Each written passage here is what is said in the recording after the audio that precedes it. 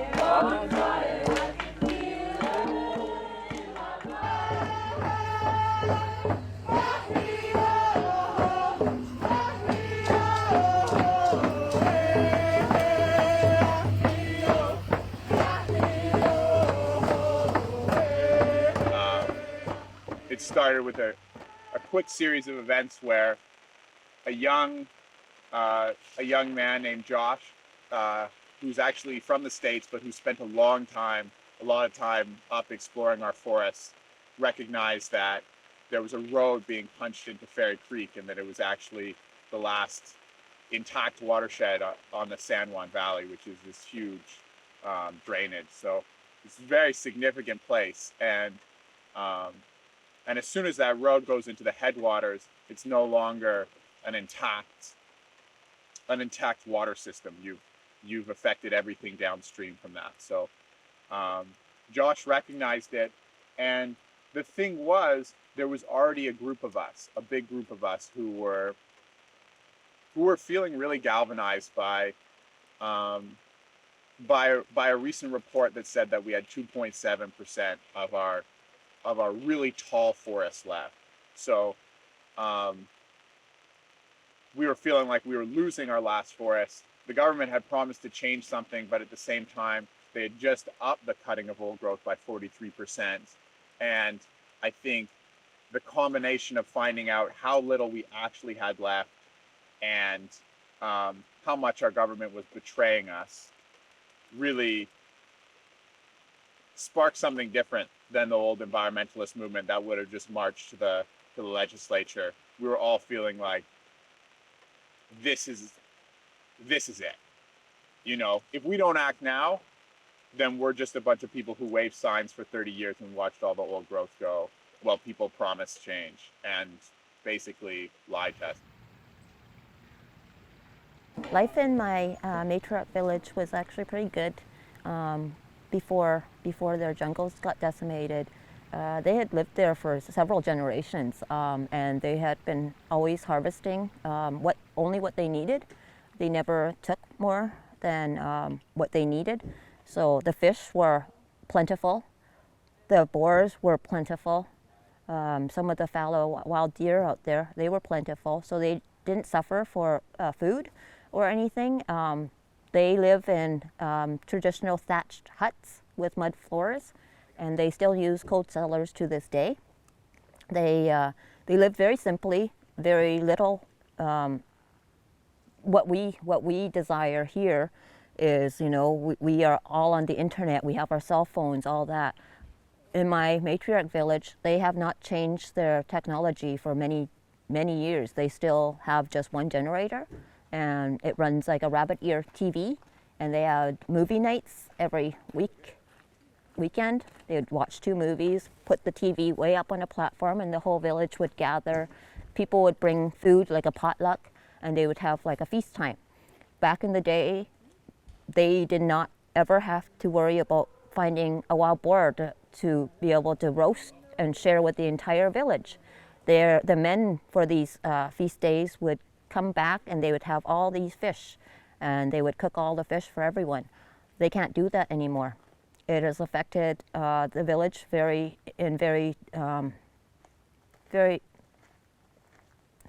I can't even find the words. It's completely destroyed the village's way of living. They had to go to town for the very first time to ask for some food from the food bank. It robbed my family of a lot of dignity because they had always supported themselves with their hard work, catching their fish, catching the wild boars when they needed to, and providing for themselves, living off the land and doing it quite peacefully. It completely disrupted the way of living. When the Americans came, they also brought with them a whole security force team, and they brought alcohol into the village, which destroyed a lot of lives. In my language, it's referred to as devil juice because when you drink a little bit too much of it, all the bad demons come out. And so similar to the Indigenous here, where they were plied with alcohol and such, and then, sorry, mosquitoes, it made them not care anymore. And so it's hard for me to see that this has happened to my family. This same thing has happened to so many other families around the world who live very basically, who live by natural law. So, just to clear up, if my stuff isn't, if the car's gone, if my stuff is gone, it's probably at tail as well. Yeah. If I get in my car, we're gonna make a stop. Yeah, that's fine. You can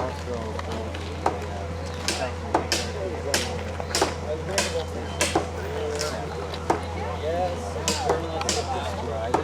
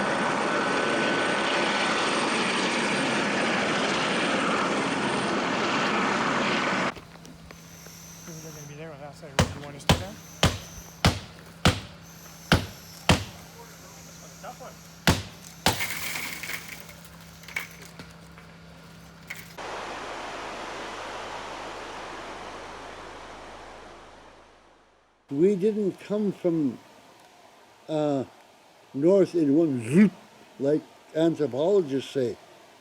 The ice went to and fro in the mountains as the weather sort of varied a little bit along the coast, so that it sucked down back and receded into the mountains.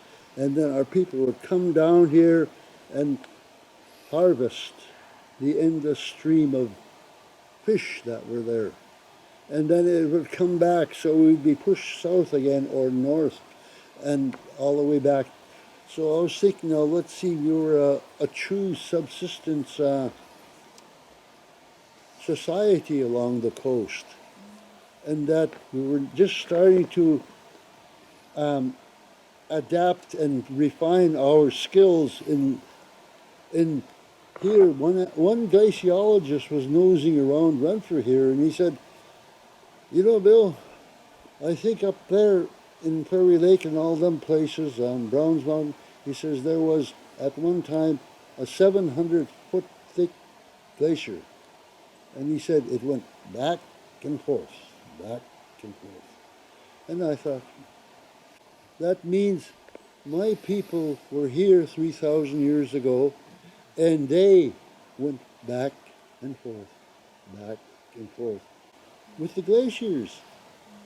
And then as glaciers receded and melted, and they left some glacial alpine forests there, and that's Fairy Lake. And one patch down Sombrio Beach, and all the way up from here, Sombrio, through the Queen Charlotte Islands, all the way up around the that archipelago that is glacial alpine remnants of the last ice age. And so I was thinking, our great mother planned it that way. She let people subsist and thrive in spite of her going to and fro with her ice. The Kaikous camp was actually started after the issue of the injunction. So it was kind of this really powerful defiant action where the court said after almost a year, okay, you guys, we're going to let Teal Jones use the force of the RCMP to clear you out of here and arrest you so that they can log. And right after that hit, it was Easter long weekend, and a group of us said, you know what, we know this is going on. We know that there's more logging happening in the Kaikous of some of these last huge cedar forests. There's not another headwaters to the Kaikous, you know, they don't exist in other places. And so we went there and realized just the majesty of that forest. They had 10 fallers working Easter long weekend to try to put all the trees on the ground because they wanted to get there before we did. But we stopped them on the bridge, and then we held it for over a month. And in that month, we kind of had this opportunity to not just block the road, but kind of put on a display, make it kind of creative and beautiful. And it was very focused. It was an intense month, and there was a community built there that, I'll never be part of a community that strong again.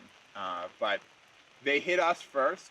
They came in, they told us we have 24 hours, and if you don't get out, you'll be subject to arrest, and everything that's in there will be basically given to Teal Jones. And so it turns out that had already been proven that the cops can't do that. They can't create these huge exclusion zones, and later it was shown in court that that was illegal. And a few of us ended up staying out back, and some of us had erected this huge slice of a tree that they'd cut last summer. That was it was over 9 feet tall. So imagine a fir tree 9 feet across, solid all the way through. And I am here largely because of the panel report that was prepared by professional foresters, submitted to government recently, adopted by government, of all recommendations, including the recommendations from the professional ecologists and forest biologists that the old growth that remains in British Columbia should be preserved right across the province. Initially, I went up into the Fairy Creek watershed to do some plant identification and lichen identification, and was actually working on a soundscape project. An ancient yellow cedar had fallen across the road near Heli Camp, and in the canopy, it was just covered in lichens, and the road was almost totally covered in clumps of moss and lichens that had fallen off. Branches were like cascading, amazing fairy tale lichen land. amazing, beautiful. I had in my mind this lichen that the lichenologist had suggested I keep my eye out for, and there it was on this branch. And Pseudocyphalaria rainierensis is very smooth on top. It has a little bit of a texture, kind of like veins, but very subtle. And the underside has speckles. It's called old growth specklebelly is its common name. And the underside is like a light pink, almost a peachy pink white, so very, very pale. White raised bumps that create the speckle pattern. The top is a very pale grayish blue green when it's dry, and then when it's wet it's kind of like a slightly bluish green. It's quite distinctive from the other lichens. I kind of stopped, got really excited, and took photos, and then I realized it was gonna die because it was in the middle of the road. So I got a tree sitter to help me transplant it. I kind of peeled off the bark that it was attached to, and then he transplanted it up into the canopy of a standing hemlock tree. And hopefully it'll stay there, and hopefully they won't end up cutting down all the trees in that cut block, but evolved into me talking to scientists and figuring out methodology for creating a data set of all the trees in that area that are hosting the old growth specklebelly lichen, taking measurements and submitting the data to the Conservation Data Center for the Ministry of the Environment in hopes that it could help protect that forest. I also sent an email to Teal Jones telling them that I found this rare lichen, asking them why they did not survey the area for a vulnerable species and why they cut right through its population, because there's trees covered in the lichen.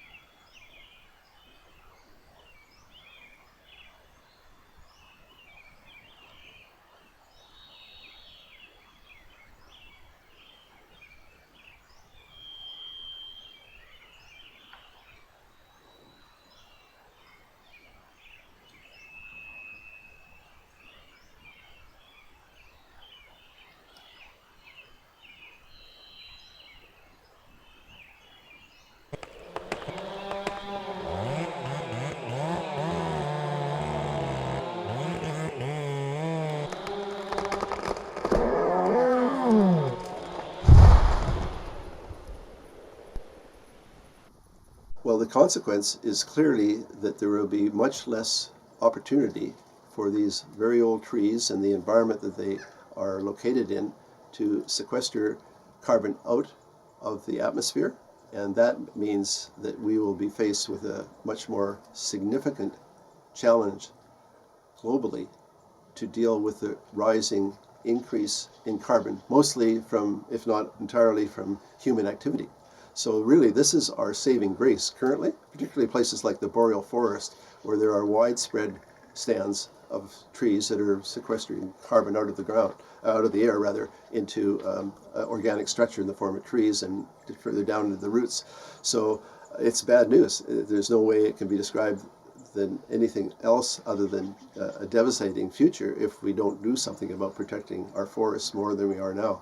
In the case of the old growth, it's particularly important because their efficiency at sequestering carbon out of the atmosphere is very high. There's nothing else. There may be one or two other environments, habitats worldwide, that would approach the ability of vegetation to form as to serve as a carbon sink. But when you have something as effective as old growth forests in dealing with the climate change challenge through this way, it's clear they should not be logged. There's no question about it.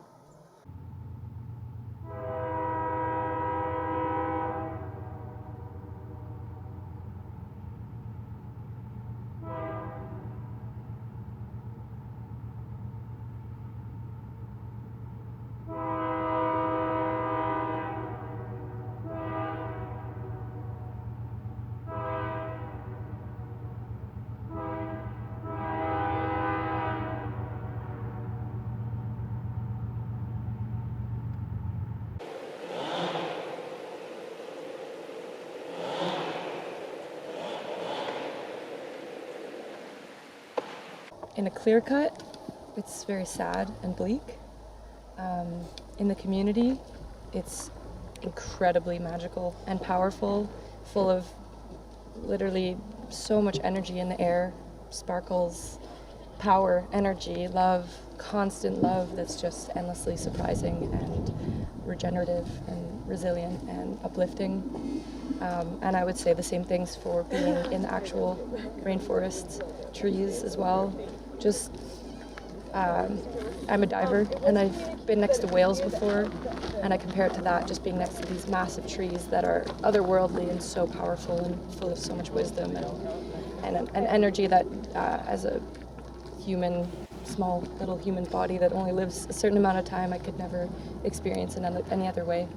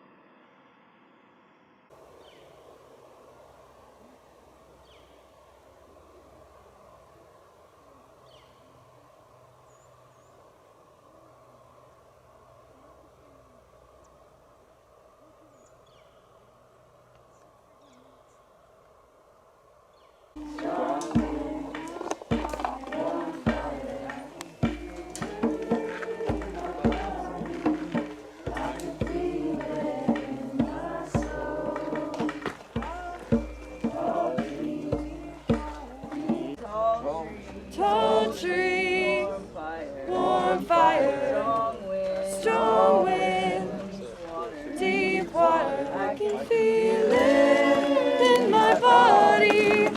I can feel it in my soul. Tall tree, warm fire, strong wind, deep water. I can feel it in my body. I can feel it in my soul. Tall tree,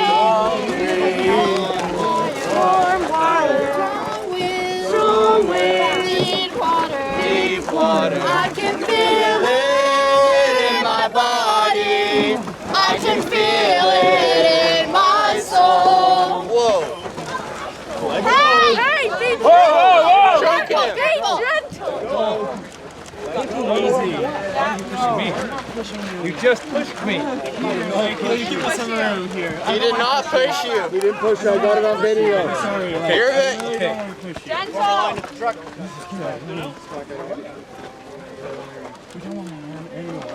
We love you. We love you.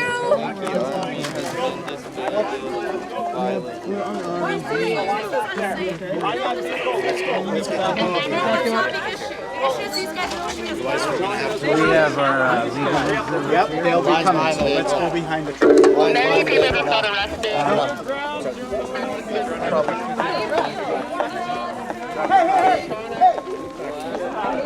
Journalists! Journalist is being taken down. Go. Back down the line, guys. That's a Shame! We're on the security force! This one's a journalist. Back up! This is tax dollars!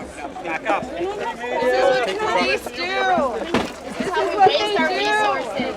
This is what we're fighting in Canada. Keep moving.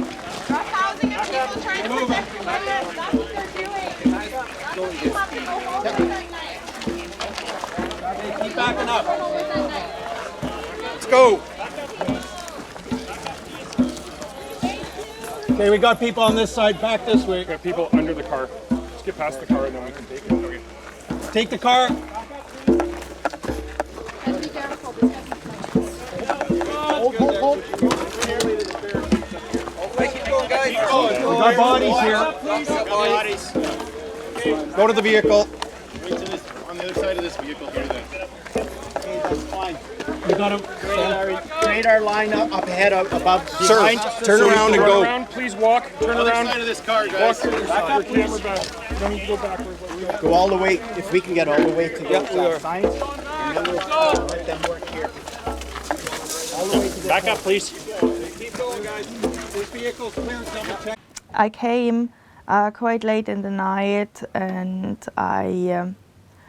at this time we haven't had a night watch for the whole area of the camp, close to where we have now intake. And I was parking my car there, and I wanted to spend the night in my car. When approximately at 11:20, 11:30 in the night, there were some three young guys turning up. I think approximately they have been in their early 20s. From what I've seen, like they are moving, like they are talking. And yeah, the guys, they had fun, and they were laughing, and I thought everything is fine because it was the 21st of June, so summer solstice, and I was suggesting some guys, they said they have celebrated, and now they are just going around and having some fun. Yeah, so I did not know what I have to expect in the camp. A couple minutes later, there were rocks flowing through my window and on my windshield. I was shocked, right? And then I went out of the car screaming at them, and yeah, they are laughing and running away. Yeah, it was a terrifying experience in the first place, of course. The one on the windshield just broke the glass, but the one from the side window actually smashed the glass and went inside. It hit me on the shoulder, arm-shoulder area. I felt where the rock hit me for the next 5-6 days. So it was a bruise, and whenever I touched it, I felt the pain. Yeah, it's a few centimeters up, and it would have been the head, and I probably would have been then to hospital.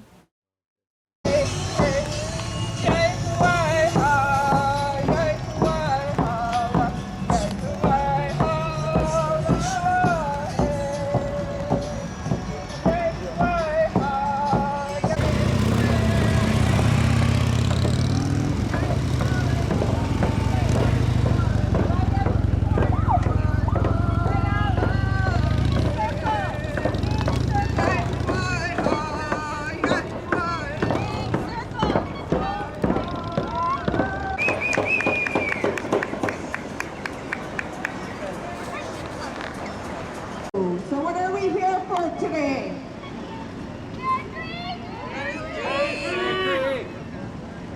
What else are we here for today? To make the RCMP stand down on how they're treating the Indigenous people at Fairy Creek.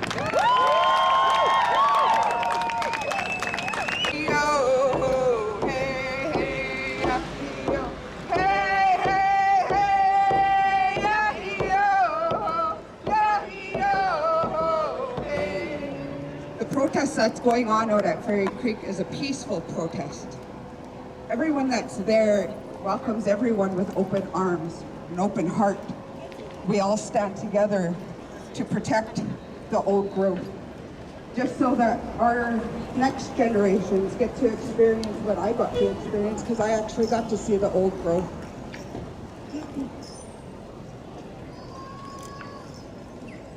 If Haida Nation can get Teal Jones out of the Haida Nation territories, we can get Teal Jones out of the Pacheedaht territory. It's to the truth of the corrupt system that we live in. RCMP are brutal up on the mountain when nobody's watching. The brutality started at night. The brutality started at night raids when nobody had a camera to video what the shit faces were doing. They were brutal. So many people at Fairy Creek, especially the Indigenous, have trauma from what the RCMP did to them. And they said, and they're doing their job because they've taken an oath. But let me tell you, these people do not protect us. It's actually not very much, so we have to say what we have. Yeah. And I have to say that to Premier Horgan also. You know, I feel that it's not a time to hesitate. Yeah. It's a now moment. It's a now, because one foreman, a general foreman, said, "Well, Bill, if we really logged like the old days, we'd have Fairy Creek and all of it gone in about 7 months." So I think that is a good message to all of us, you know, that Premier Horgan, you have to pay attention and let us save what we can. Doing surveying this area for goshawk as well as screeching owl and marblehead murrelet. And right here, that's where we first found marblehead murrelet in the morning. Their nest sites would be all around this area and this old growth. I went on the other side of the mountain and I did a bit of surveying, and the big good population is on this side because I couldn't hear much or anything on the other side. And they usually come early in the morning, just before sunrise, around sunrise time. So about like in maybe a window of half an hour, which changes daily with the sun. They do prefer and rely on old growth forest stands, particularly the upper crown, where they nest on the horizontal mats of moss that are on top of the horizontal branches coming out from near the top of the tree. So without that, they will disappear.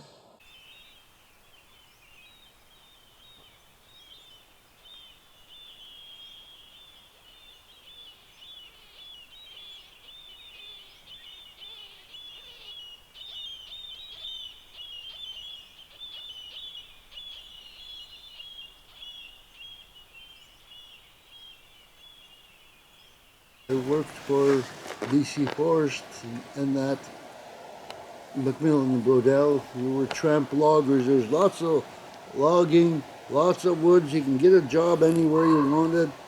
You were a bunch of spoiled kids, you know.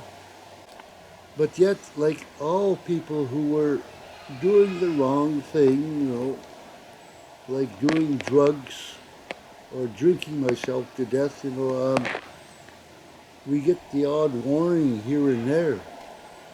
And I had the warnings about twice in my life. I was working in what we used to call Camp B, and I was on what they call the rigging crew, and we were setting up operations. And it was pouring down rain, and the banks were sort of slipping down with little creeks in it. And we had to walk up to the back end, we called it. So one guy headed up there and he pushed a small sapling down.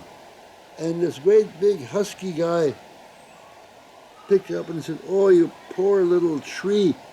And he put it back there, picked up some gravel, patted it in. And all of us were standing there, and I felt tears coming down my eyes, warm tears as it was pouring down rain, and we were sweating. That image of looking at the little tree, and we all shed a tear, and we all shamefully walked up the hill and did our job. That was the first time I had a guilt twinge of what we were doing.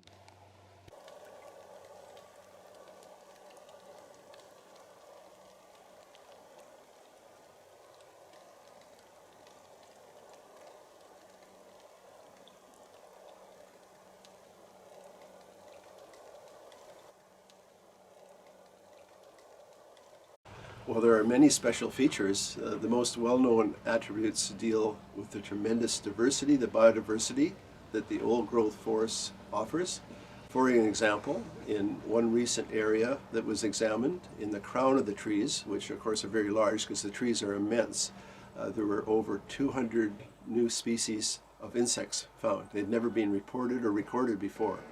And of course, although this area is not here in the Fairy Creek area, it's not very many miles to the north in a place called Carmanah and Walbrand.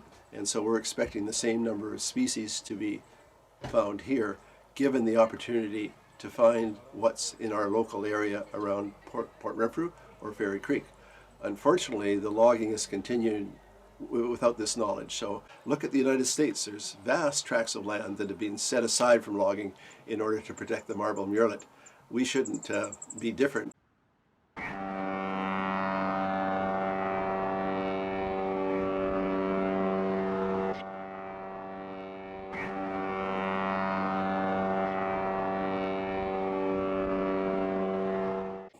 Before I came back to Canada in 2017, I came back for a peaceful government and kind police after living in the south of the U.S.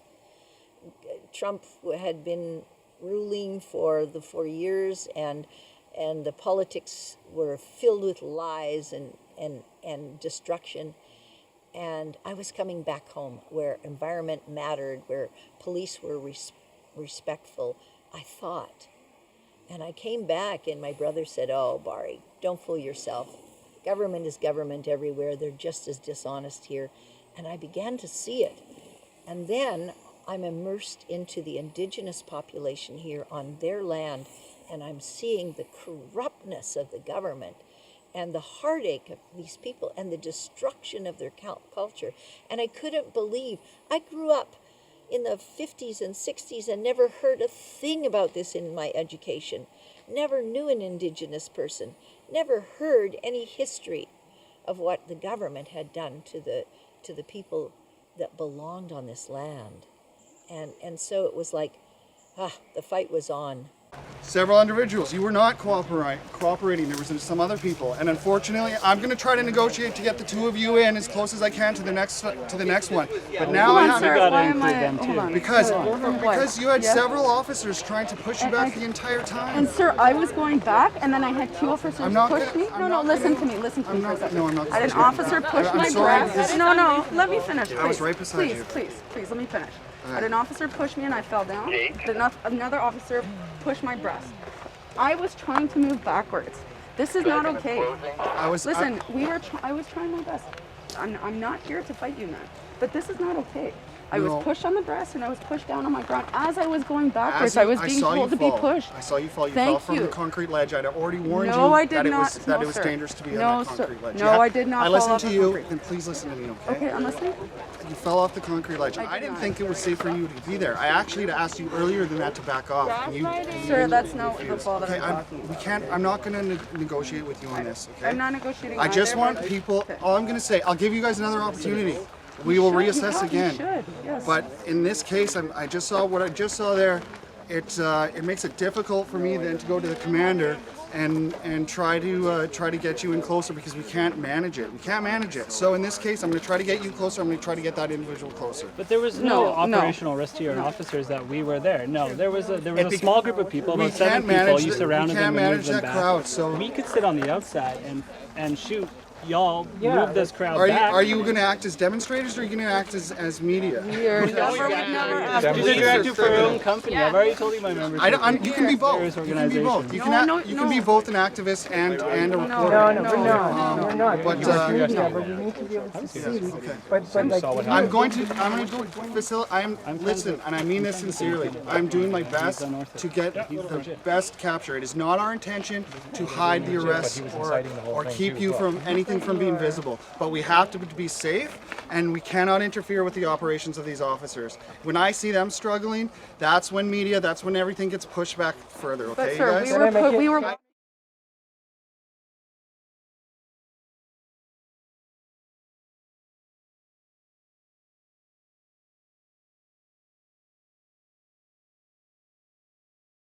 At Clayoquot, we had hereditary leadership that,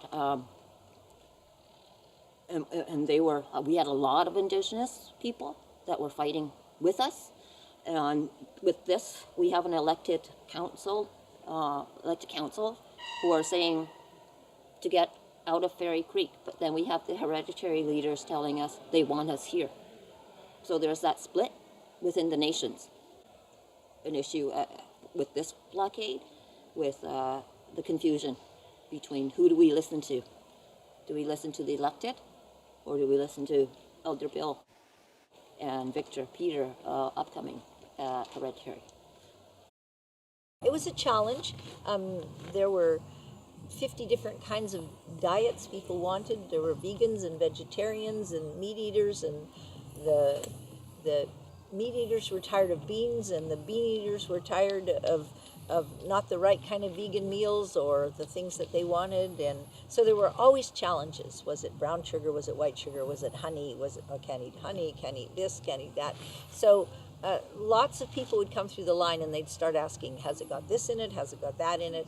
And after a while, I pretty much knew who was coming through the line and what they would ask, and I would immediately say, no, it doesn't have any apples in it, or it doesn't have any onions in it.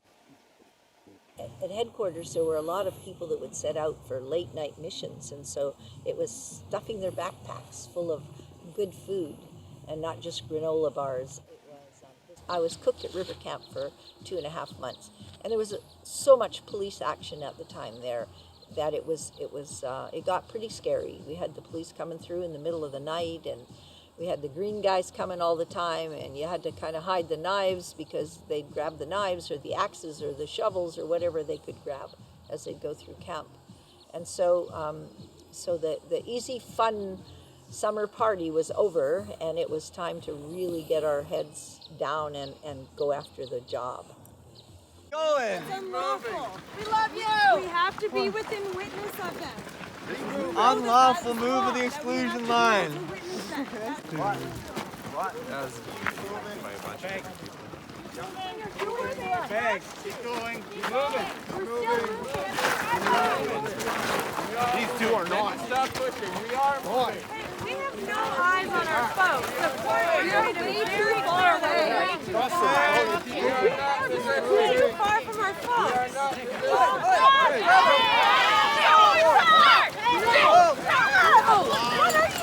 can't grab her.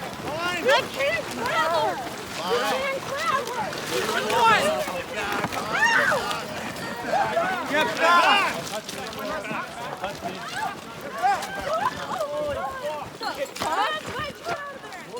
Get back! On your feet and get back. Get back! Hands up! Hands up! Pulling her hair! Get back! Stop being violent! What the fuck? This way, guys, this way. Stop being fucking violent! That.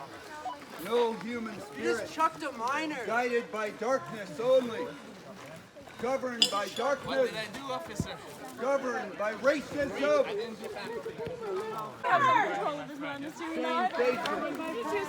Same basis of genocide. My people. Rapists and murderers of my uncle. You're gonna back away up from my member now. Back away. Stay in the line here. Turn and see what your fellow officers are doing. Face good choices. Listen to her! Why?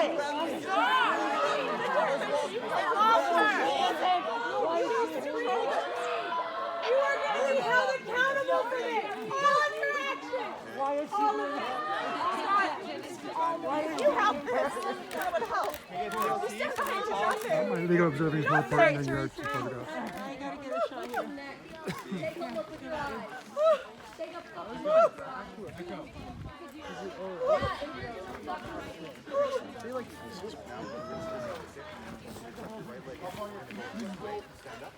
Back up. Back up. You sneak up again, I will remove you. Why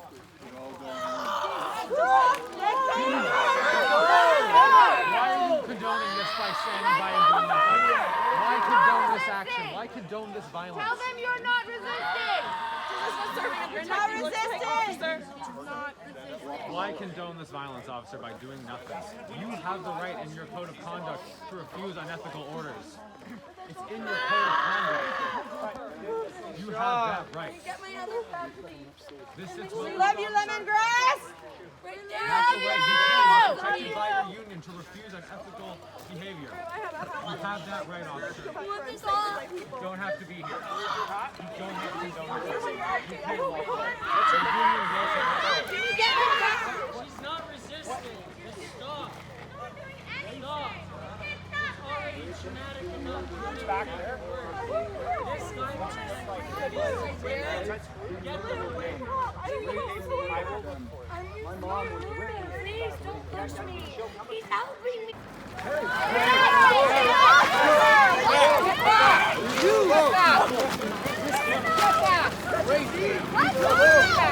There's a minor here. You threw a minor. Two seconds. What the fuck are you protecting? Racist. Back. Get back. Back up, folks. Back up. Back up. Back up. Back up. Back up. Back up. Back up. Back up. Back up. Back up. Back up. Back up. Back up. Stacy, work. Back up. Back up. Back up. Back up. Back up. Get in there now, too. Back up. I'll clarify this further. Back up. Push back. Push back, folks. We need space. You're gonna have to funnel. You guys are gonna have to funnel through. You guys get in there too. Back up behind the tree set, folks. Back up. Go.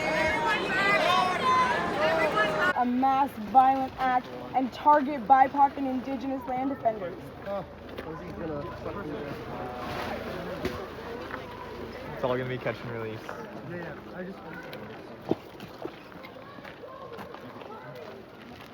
We need the legal observer immediately down there. How do you go home and touch your family with your hands? Can I just go to the gate and observe from the gates area or something? Come on, guys. I was wondering if I could legal observe, like maybe from the gate area or something. Legal observer down there immediately. Somewhere in between. Hear those cries. It's a joke. You guys good here? Rationing around. BIPOC individual. Why do you feel like you need to do that? She's not resisting. Wow. Of course her feet are down. Compared to other life, though, with this Being lifted by them. Why? To be expected of racism. That's what they do. That's just what they do. They wouldn't be here. Yeah, you guys. So I know you guys have like what, one medic, two medics? Deep genocidal racism. We probably have like several large-scale injuries there.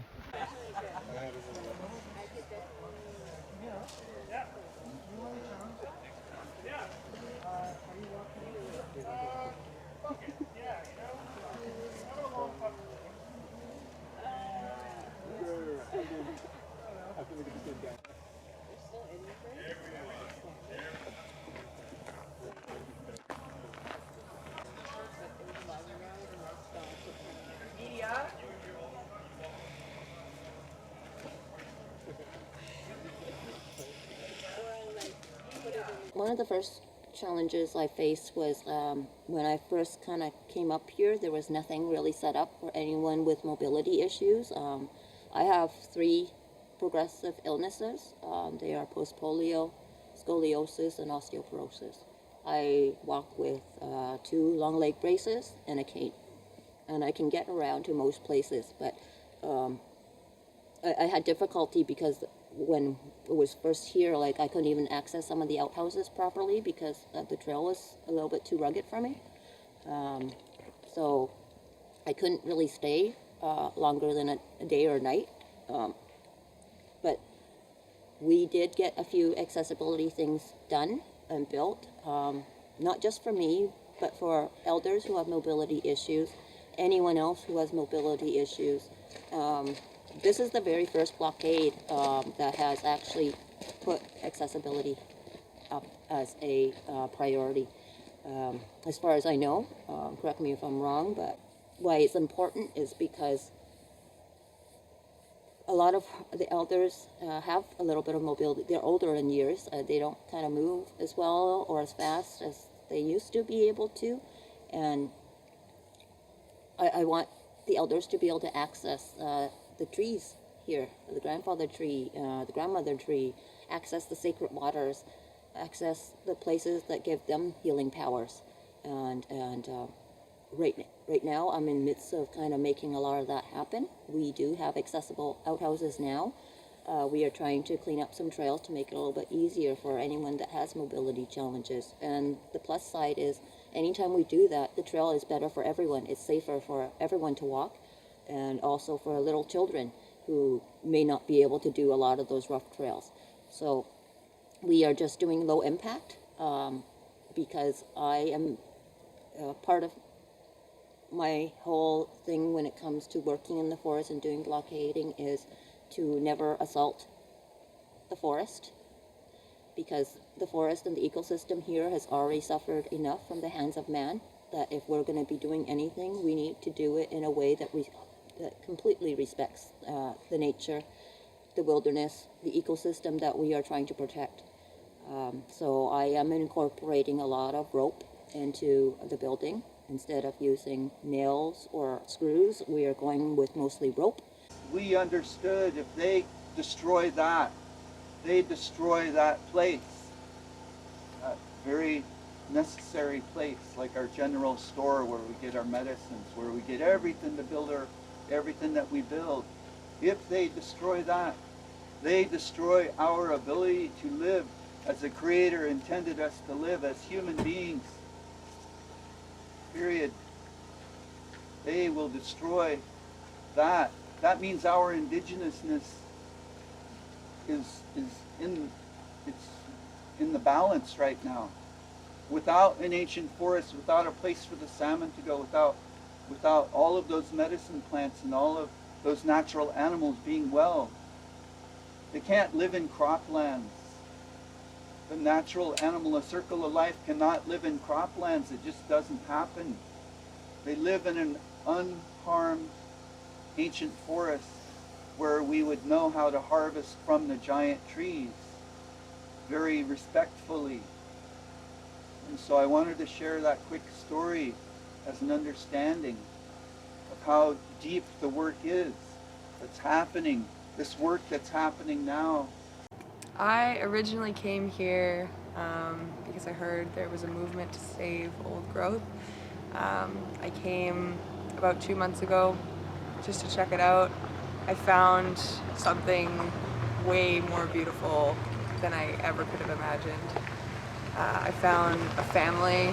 I found people who truly care about the environment and people who are willing to put their bodies on the line. Why I stayed is I felt moved to stay by these people. It's a movement, it's not an individual thing, and every single person here is contributing, and it's amazing. This has been the most magical, incredible experience of my life. The energy of the forest and the people here is something I've never experienced before. You hug a giant tree and you just feel all of the years that it has been there. And to think that someone could just go in with a chainsaw to make, you know, a few $100s worth of shingles and just destroy that is so upsetting. But yeah, this place is home to me now. I feel the most love and welcome and warmth here that I've ever felt in my entire life. Everybody is here for a purpose, and you can really see what human beings are capable of in this kind of environment. the amount of love and passion and energy that's here, I can't describe it. You just have to come to camp.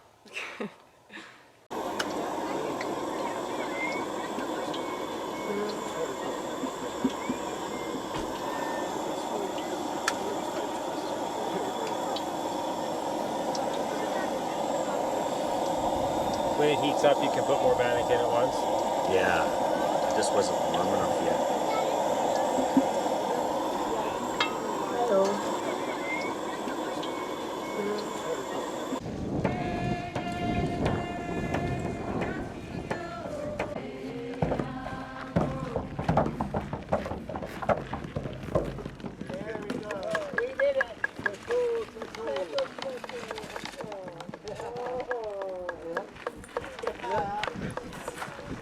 Welcome, everyone. Welcome. My friends, welcome all. Welcome to Pacheedaht territory.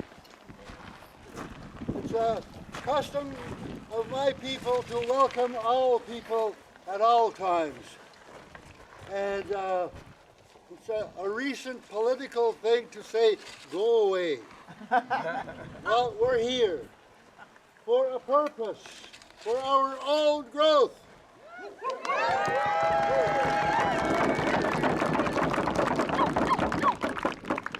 We are the remnants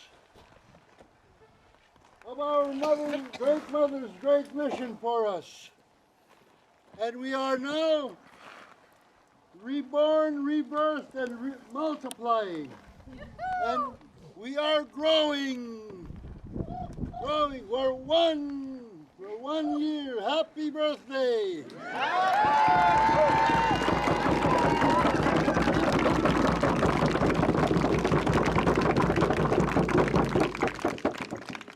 We will not back down or abandon our great mother, who has never abandoned us.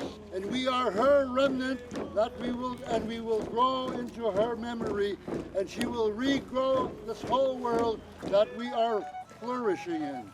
And I'm most grateful for you all being here. So have a big party, have a good full celebration.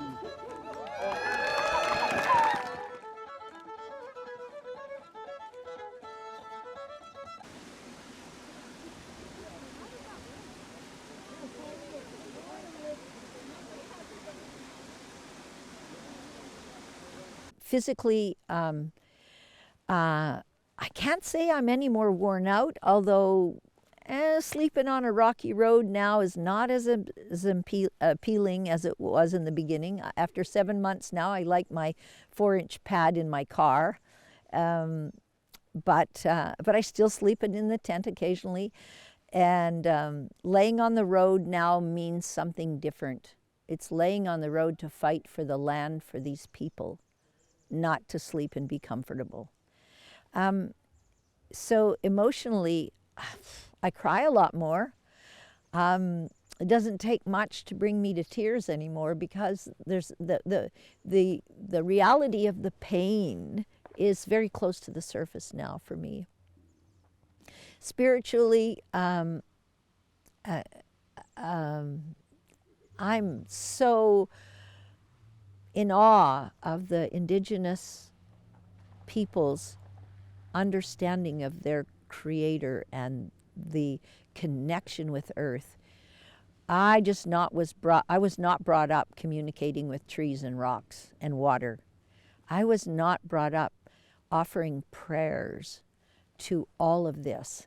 And wow, now I just feel like it is such an honor to be here that it's a prayer, and I need to be so present with what this creation is about. So I would say that I'm a very changed person than I was when I came here in April.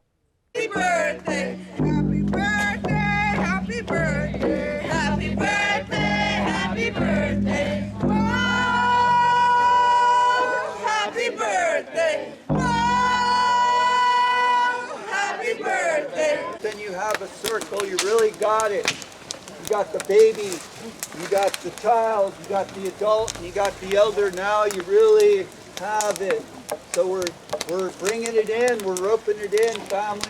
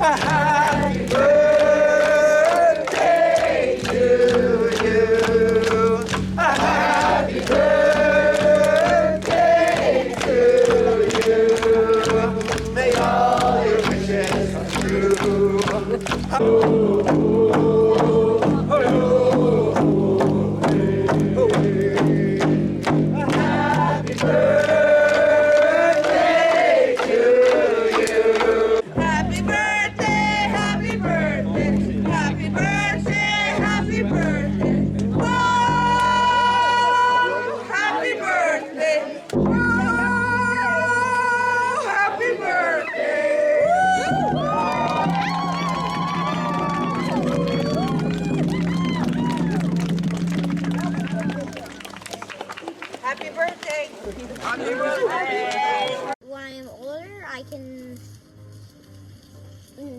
have them, because I'll never see them if they cut them down now. Because I like big trees. I'm here because I think that when I'm older, I want my kids to be able to like come and walk in the forest and be able to see like the super tall trees like that. I'm here to prevent this happening to all the fairy creek and like all the watershed, and we're here to like stop the loggers cutting this down. It's been really fun up here because we have all the infrastructures and there's a nice fireplace and it's warm here. Yeah, I really like the camps. It's so much fun. I feel like my education was extremely lacking in true history and true life skills. And I feel like the best way to teach my children to be whole, beautiful people is to bring them to movements like this and help them be surrounded by people doing the work and be a part of being the change themselves. I think like their knowledge has grown, their understanding of our environment and the issues that we face and about racism and about privilege, like all of that has grown. You know, like their willingness to like see somebody doing work, whether it's shoveling gravel or chopping kindling, and for them to just jump in and want to help out, like that's grown too. I think, yeah, like the language that they use and just them becoming more aware of what's around them and how to treat nature, how to respect nature, that's grown as well. You know, maybe 2 years ago they wouldn't have thought twice about certain things, like whether it's like, you know, running around with sticks and smashing down other plants just for fun, you know, whereas now they are like, oh, let's not do that, like let's not hurt this bush, like, you know, berries grow on this is food, this is important, this is nature. So I think watching them just become more aware of the interconnectedness of everything and the value of each life form and having that become more valuable to them, less into just like destruction and chaos for the sake of fun, and becoming more aware of the effects of all their actions.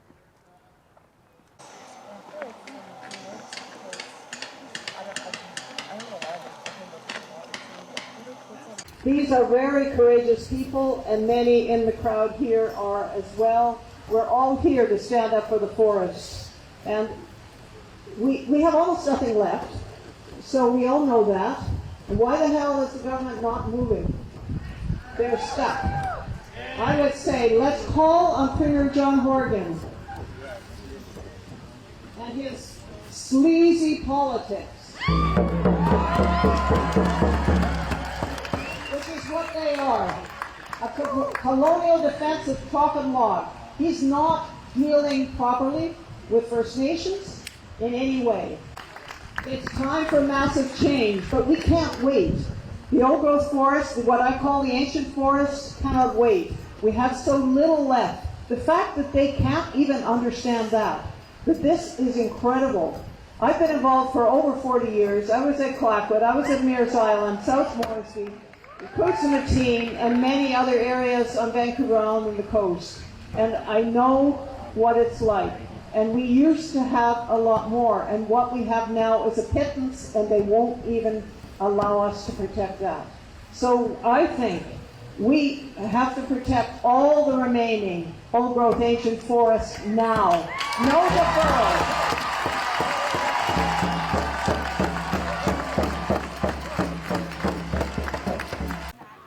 They pepper sprayed before they started grabbing at people and throwing people to the ground, and there was multiple people that were grabbed by the neck, and from what I've heard so far, there's a few like possibly quite serious injuries.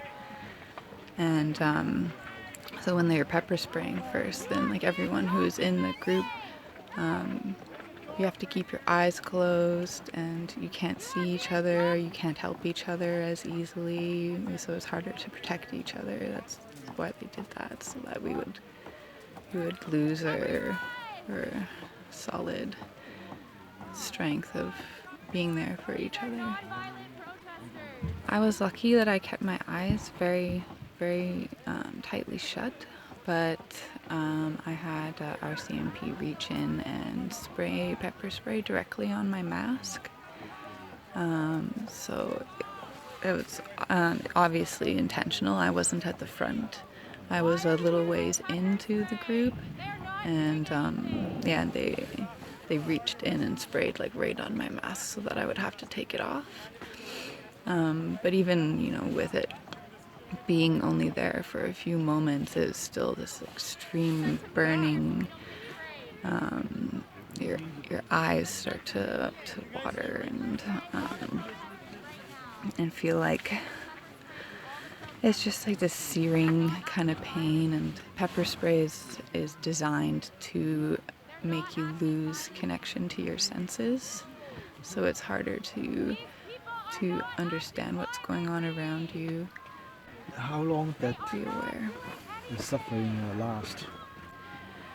I can still feel some burning after multiple washes. Well, an initial washing off with milk to try to ease the burning, and even still with multiple washings, it's still in my skin. Especially, I can feel it resurfacing when I'm sweating. I was speaking with a medic yesterday who was really concerned about the pepper spray, because it is extremely hard to get rid of, and you almost have to scrub a layer of skin off to fully remove it. Yeah.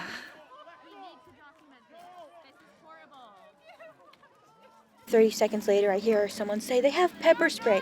So I try to pull my bandana further over my face, and I look away, but then I look back to make sure I'm holding on to the people in front of me, and that is when I'm pepper sprayed, and I got it full on the face, and so did the people in front of me, and then I had to let go because it was burning my eyes and my face and the part of my face that was shown, and then I got a bit on my mouth because my bandana fell down as I was screaming, and then someone pulled me out, and I remember saying, "I have to get out," and then I somehow got across the road with a bunch of us. It's a little blurry at this part.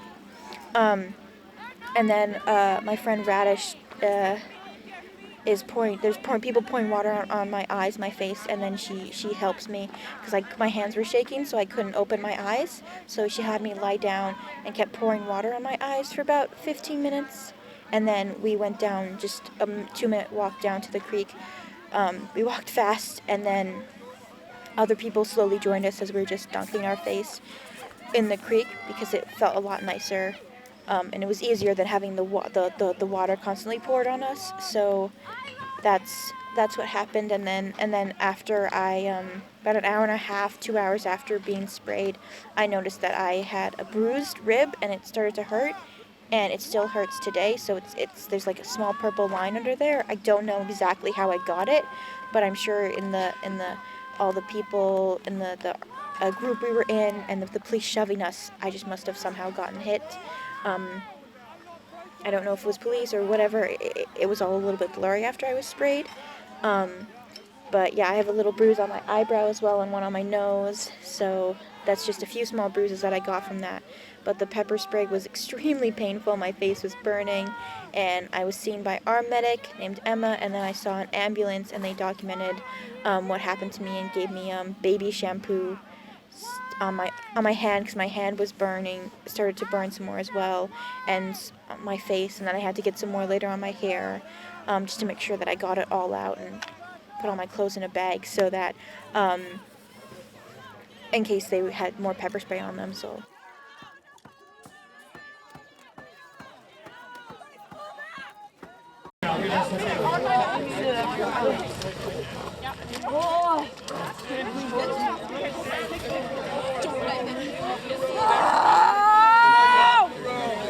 It's okay to create boundaries and to say to somebody like, this might not be the best space for you right now, without saying like, leave and never come back, you know? And I think that also recognizing like not everybody is of good intent. Like not everybody is, you know, wanting to be an ally. And I think I held a lot of naive optimism for that in my life because it's so shocking how people can do horrible things that you almost don't want to believe it's possible. And so for me, like the biggest difference is just really trying to recognize that like healthy boundaries are necessary, that there's a difference between like creating safety here and between just like ostracizing people.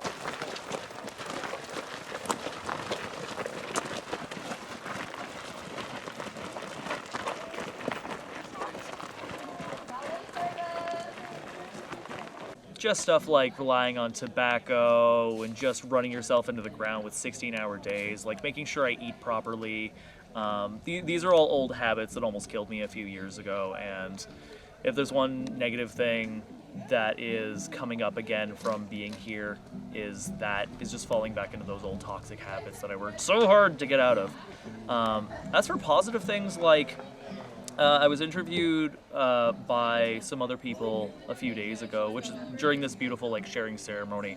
If you haven't watched that, you guys should check that out. But it was basically, I ended up saying, I'll repeat the same thing here, but like, I'm 32 years old, and I have never believed in like the universal concepts of family or community. Like, if anything, I've only ever been shown like the negative aspects of those. I've known so many people that are like, oh, well, I did this for you, so that means you owe me, in both a familial and a community sense. And to me, that is horribly toxic and manipulative. And I would rather just be by myself than have to deal with other people's complications and other people's like just inability to communicate and stuff. And over the last 2 weeks and a bit, I have seen the beauty of community and the beauty that family, although not blood related, can have on a person. Like, I feel supported and I feel loved.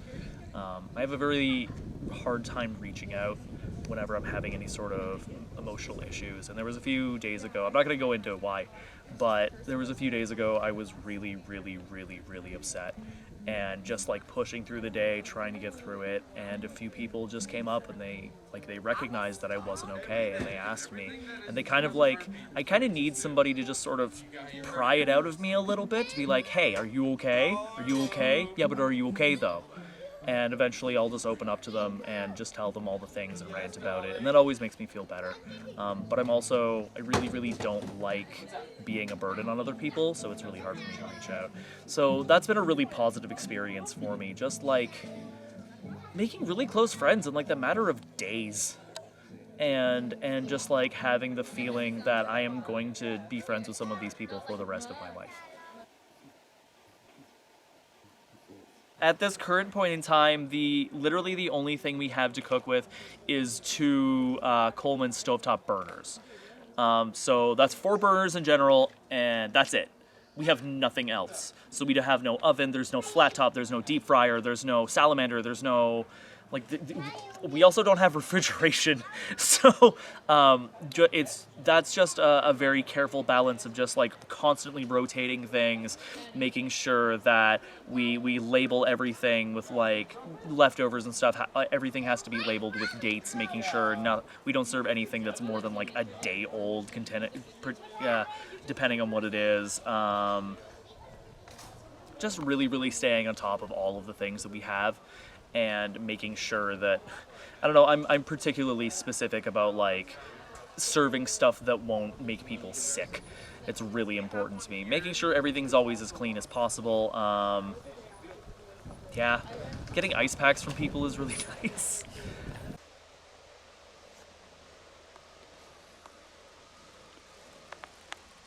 Seek peace, in the forest or on the beach.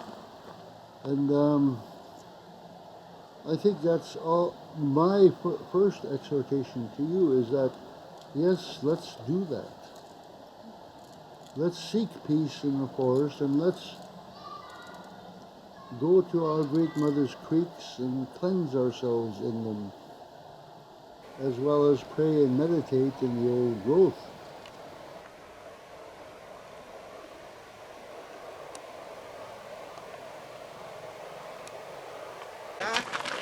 This middle foot needs to go back. Slide it back, slide it back, slide it back, slide it back.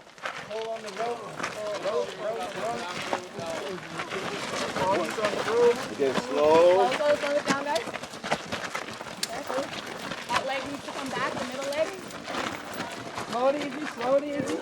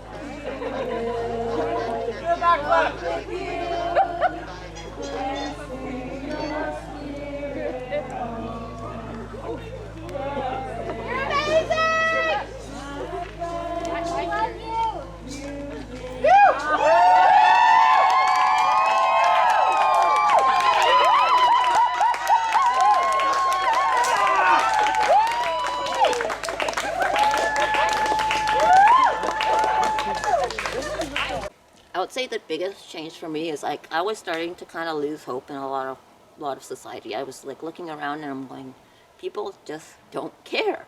When I'm in the city especially, I feel that a lot more. It just seems like people don't care about the natural world, and and why we're out here, like why are you wasting your time on the front lines and stuff, you're gonna lose anyways and all this kind of stuff. Like I felt really disheartened, you know. But when I came to camp and I see these like people from like the youngest little volunteer, like 7, 8 years old, to some of our oldest volunteers in their 80s and such, they have revived my spirit. I feel hope again. I was losing hope.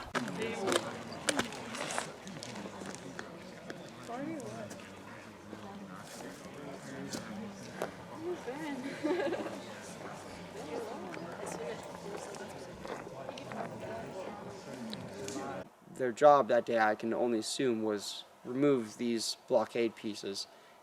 And I was in one of the blockade pieces, chained to my friend.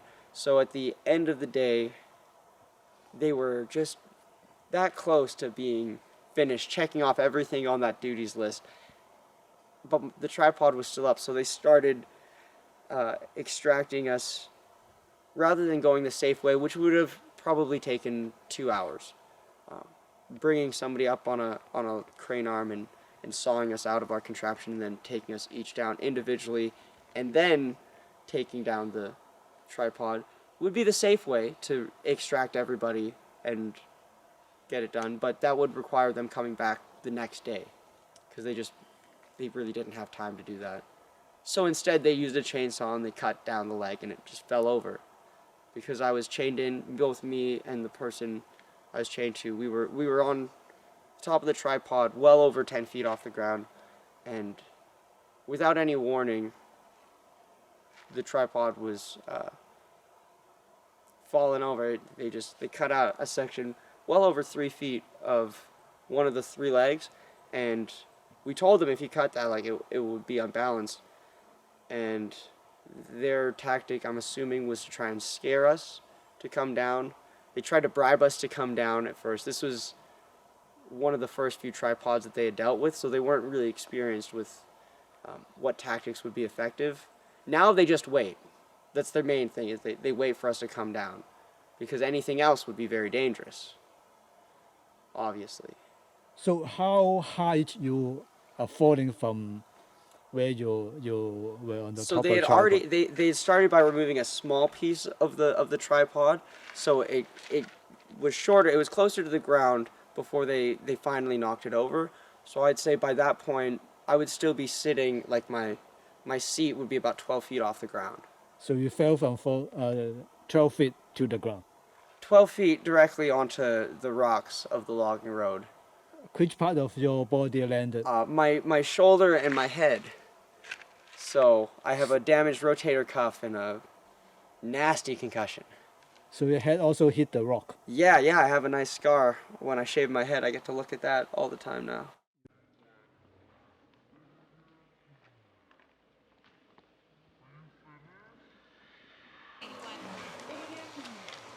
Are you finished?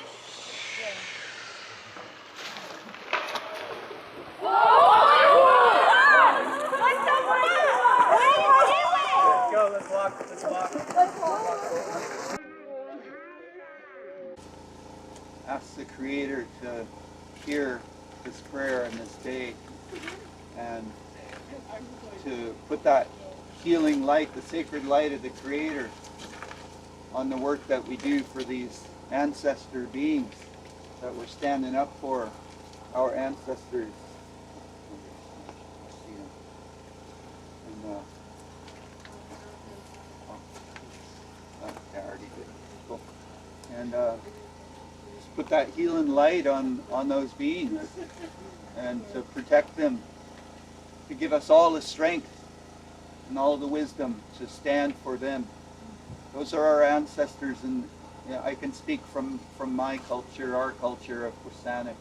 Those are our ancestral beings, and they need to exist on this earth so that we can exist.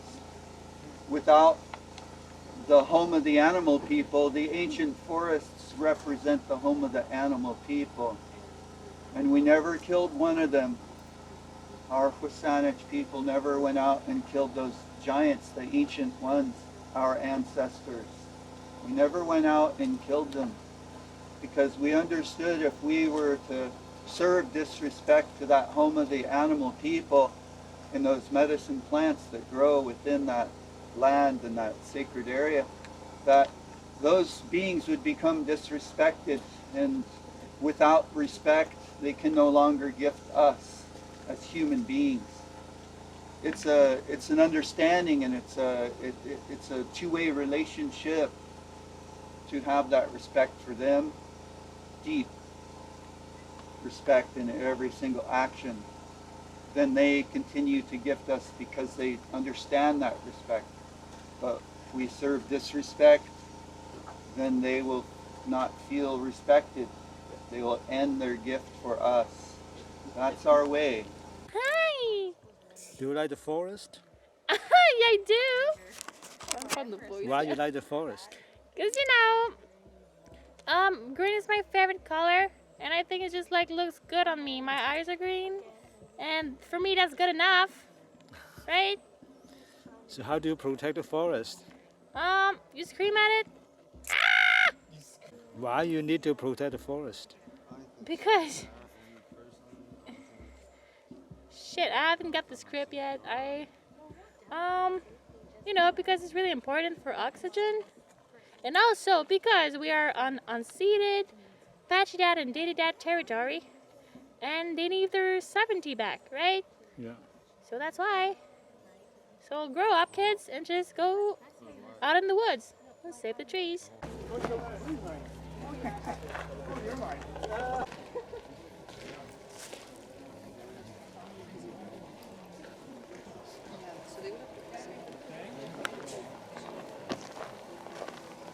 Three blues!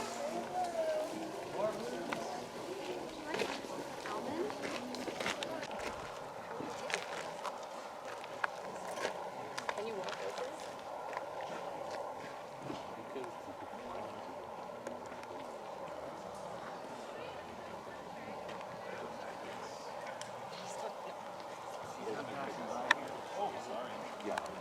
He's not sure.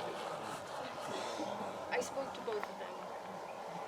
They both expected this thing to work. We are very close.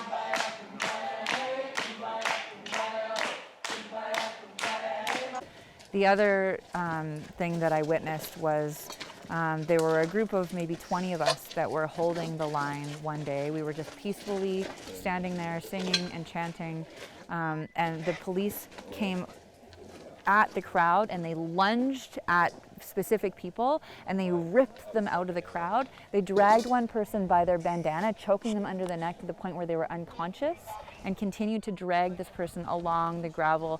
So his face got all scratched up. He didn't even remember what was going on until he woke up and he was handcuffed on the other side of the line, and he's laying there having no idea what had happened. And he was only one of 13 people that had been experiencing that kind of violence that day. So it's like that kind of stuff happens regularly, and those are just the two incidences that really stick out in my mind, but it's like it's a constant threat of violence.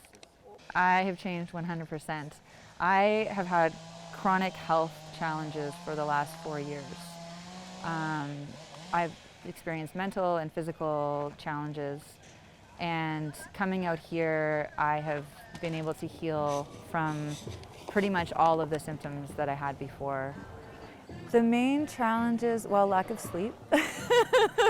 That's definitely a big one. People are going really hard all the time, and it's hard to take time to rest because we feel the sense that we need to be continually showing up to be able to hold off the RCMP.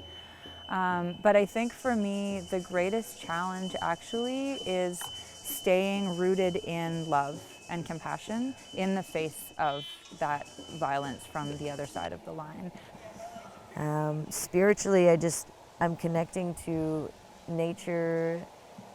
I already connected nature very deeply, but being here, this mountain is full of beautiful energy, and you can feel it. You know, we have meditations every morning up at Waterfall, and every evening we have meetings as well, and we can just see that it makes such a difference.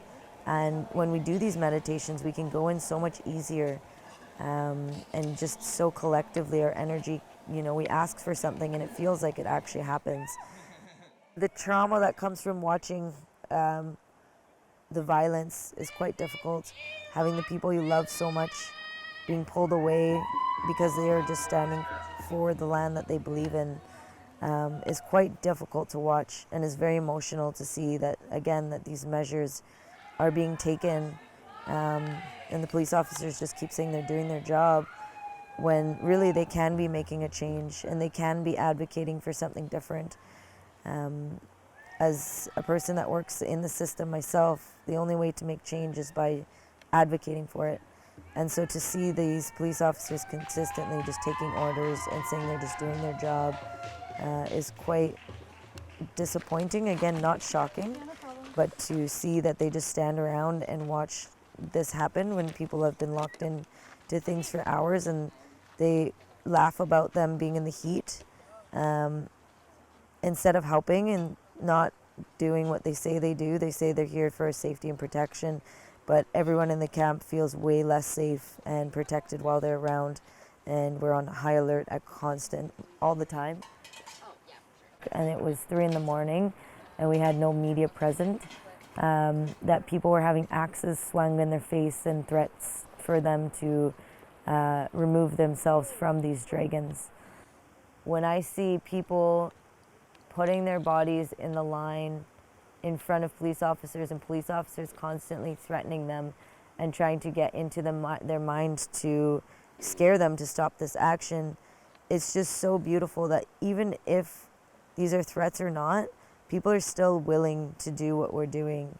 And that to me just shows how passionate we are and gives me so much hope. I always say that I came here with an icy heart, and this place has melted my heart and gave me hope for humanity. When I was 16, I was approached by Cindy Blackstock, Charlie Angus,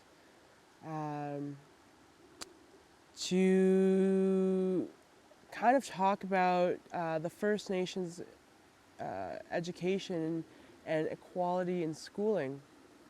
Because growing up on reserve, we don't get funded. We don't get funded because we are on reserve.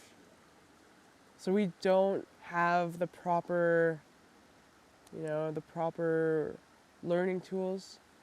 I mean, I remember once I was reading a science book, and we just opened up to any random page, and the book that we had read, "What if one day somebody were to land on the moon?"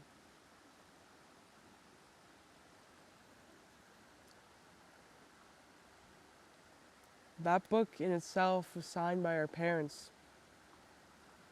We've never had the proper funding to properly get an education.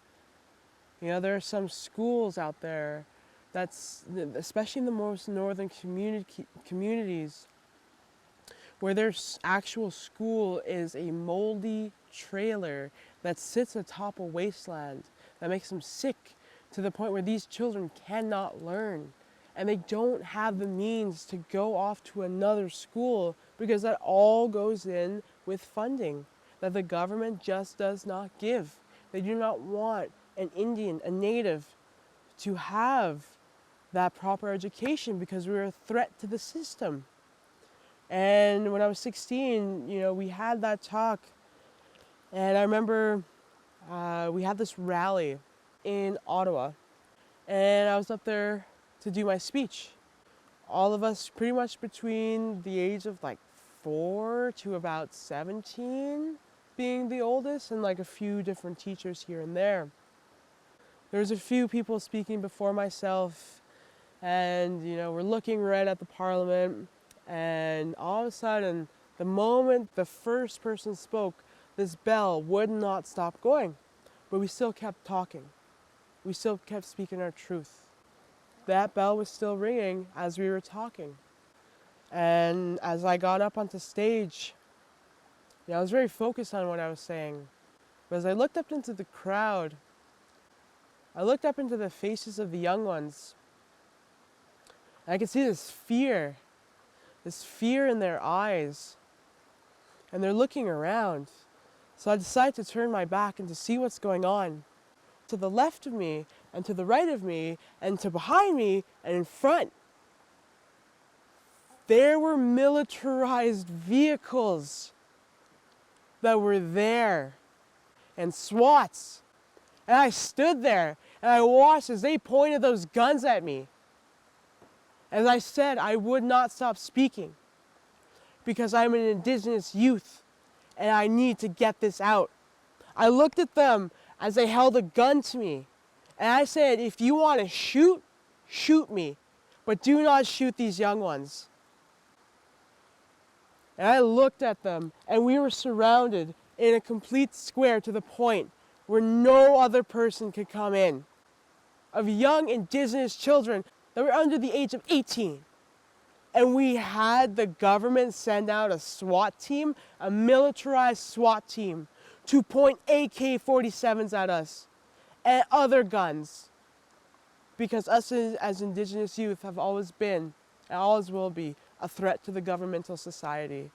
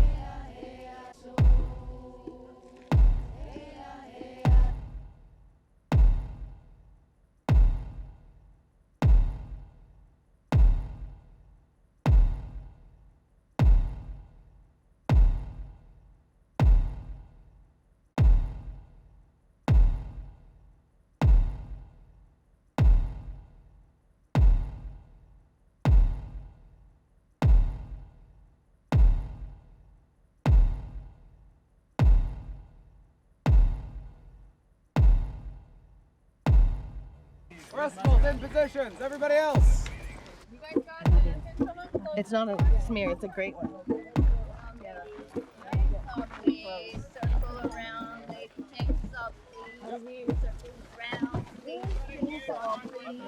Okay.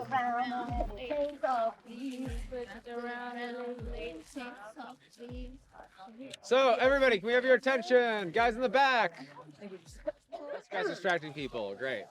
The vast majority are here, so we're going to go. Today, we're going to try to hold the line here at Red Dress. We're blessed with the fact that we have an all-women block, the presence of Lady Chainsaw, and some amazing hard blocks. What we need to do from there is just stand close to the wall. Get close on it, maybe even get a little bit on top of it. Be mindful there's an arrestable here. You do not want to hurt them. We want to get close to the wall. We want to stay tight together. Have to link arms, but they're not going to risk pulling us over the wall. It's dangerous for them, and it's dangerous for you. Got one. Okay, and just keep it lit and going. Yeah. Keep it coming.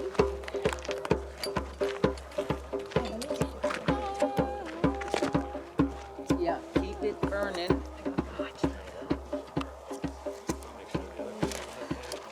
Strawberry. Hey, I'm chained. Sorry. Is there anybody that can pass this to Strawberry?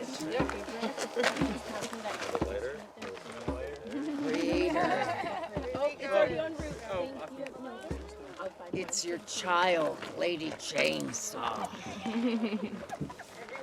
Everyone. I come before you today to humbly ask that everyone, without exception, here at Fairy Creek is safe, and that today we stand united. We stand strong together for the protection of one another, united together in unity here at Fairy Creek.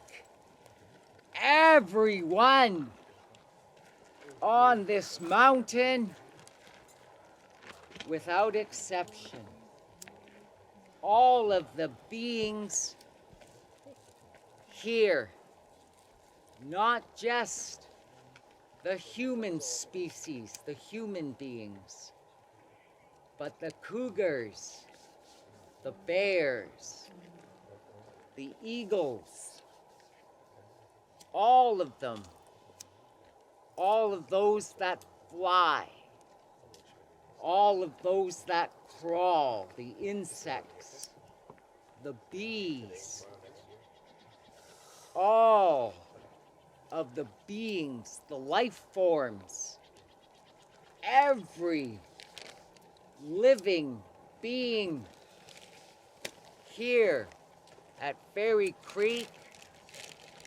is united, kept safe, and together we stand and we ask humbly that the old growth rainforest, the trees, remain standing, protected forever.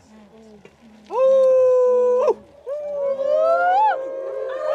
Creator, make it happen.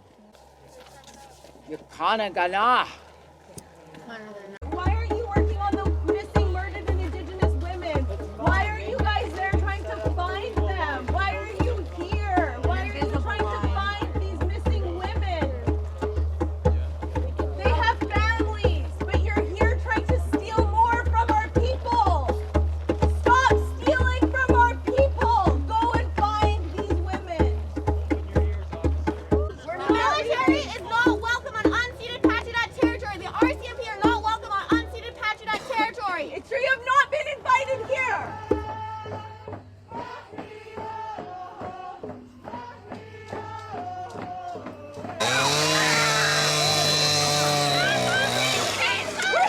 You are under arrest.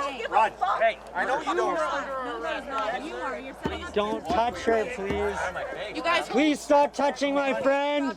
Hey, hey, she is First Nations and disabled. She's disabled. She's making Stop a stand. touching her like that. Stop. Stop touching her. Stop. Hey. We're watching you. I see you smiling when you fucking grab her like that. You guys, look at the ledge you're on. What if you fall, sir? What if the green officer falls? I fucking see you. Hey, buddy, can you move off this please? Let's go. Let's go. Officer, Let's go. Let's go. Let's go. Let's go. Let's go now. That one, bothering one? No, this one in between your legs. We're here to show you that your actions are violent in this scenario. You don't need to be here. Here, pass it to me. Lay off of that. You're in my way. Lay off of their wrist. No. Hey, I see you touching her. I see you. He's touching her on purpose, man. He's pulling her No, up. he's sadistic and he's fucking smiling. Stop touching her! Stop touching her! On stolen native land. Stop touching that disabled First Nation woman! Stop it! I can hear her fucking scream! Oh, fucking stop!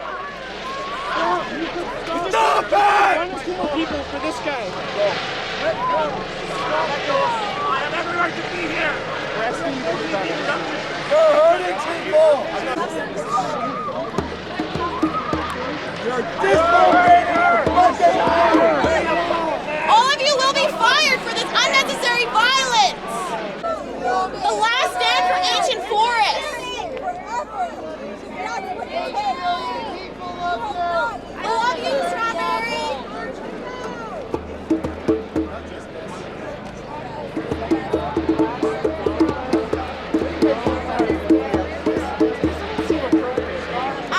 Watch your head! Watch your...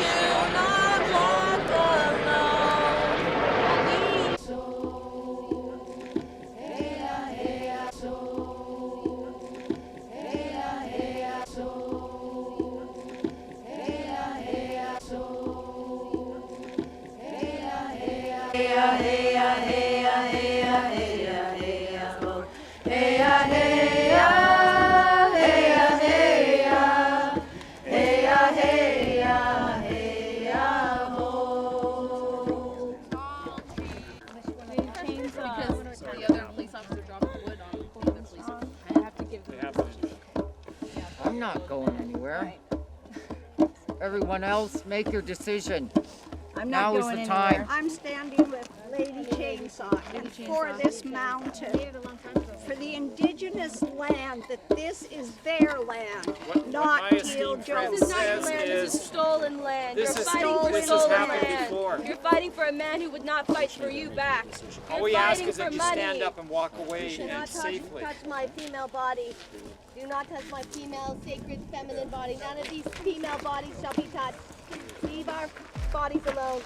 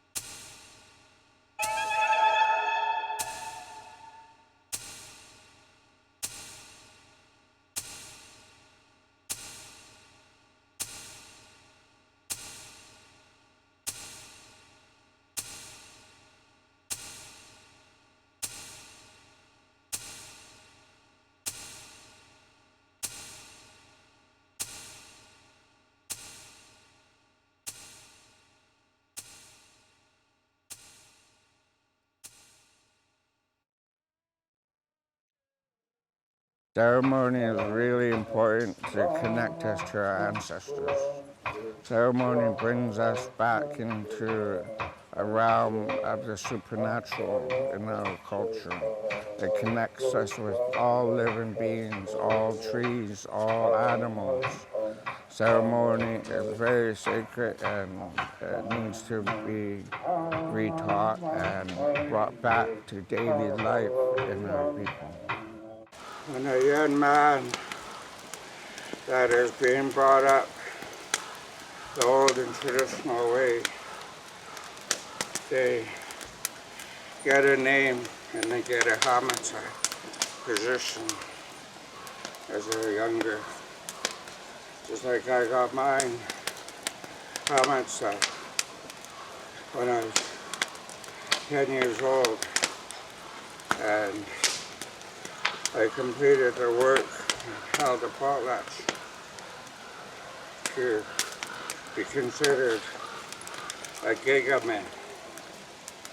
For us, we call them gigamen, which is the potlatch chief.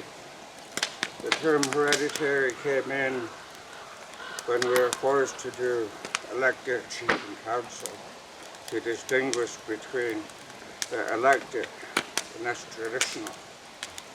The traditional leaders for thousands of years have been brought up since childhood to respect the earth, respect the animals, respect every living being, and respect and humbleness. And I've been raised by my grandparents, And that's how I am where I am today, being brought up the traditional way. There's only 6 of us left that speak the language fluently in my community out of 529. On my dad's side, there's only 1 fluent speaker left. All our languages up and down the coast are in danger of dying and being forgotten. Our ways of Mayakla respect has been forgotten and not taught. But what I see here is a lot of Mayakla, a lot of respect, a lot of help, and it's healing me being here and witnessing everybody's help and generosity and their respect for the elders that all of you honor and carry. It takes me back to a time years ago before the government almost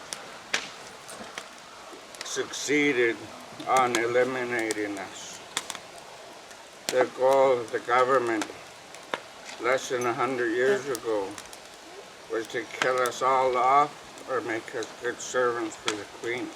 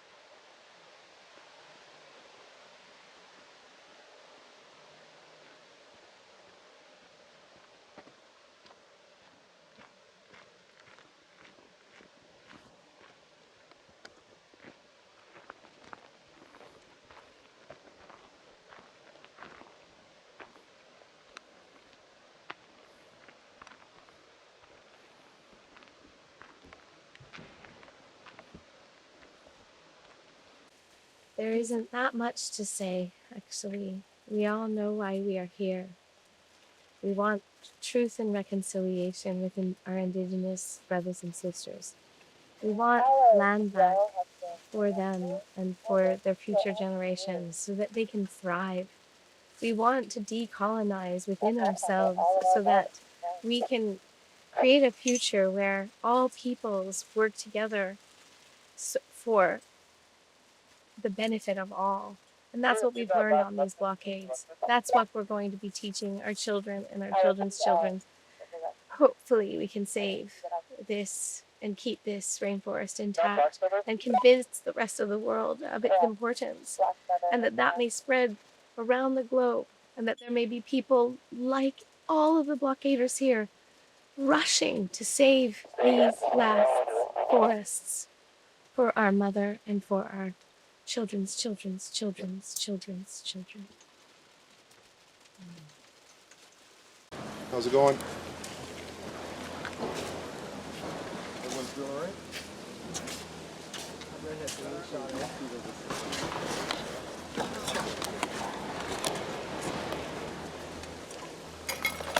Just give us some room, folks, okay? Thank you.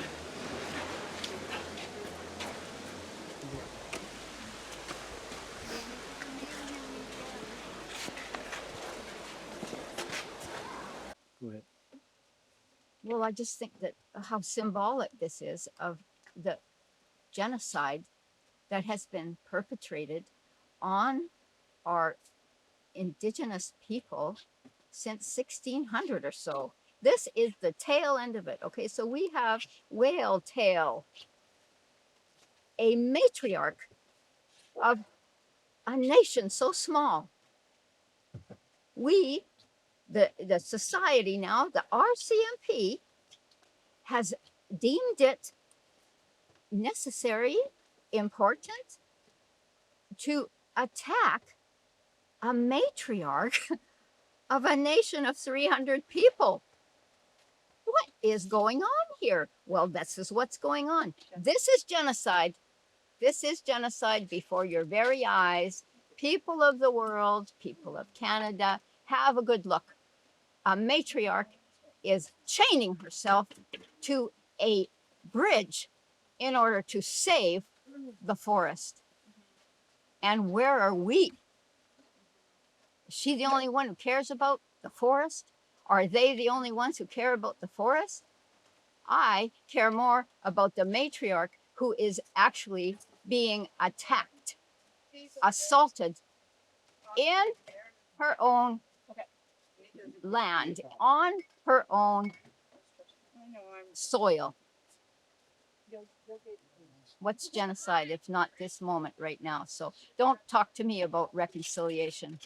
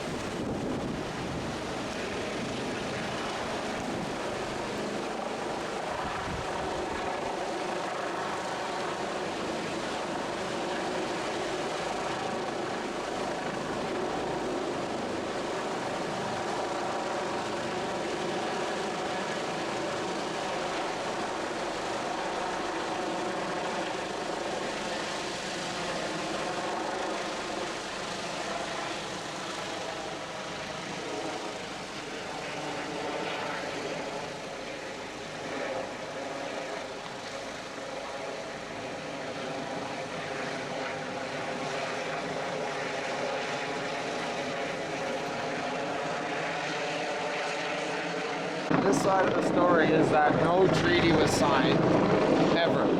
And that this is an active act of colonization as we speak. It's coming into this territory. They've already built bridges through here and logged here already. It's almost like a take back. Land. The idea of this camp is land back. So land back means land back. It means this is sovereign territory now. Period. It means we look out for each other and we're figuring it out as we go, as a sovereign territory. And right now that territory is about 100 square feet or however the dimensions of this bridge.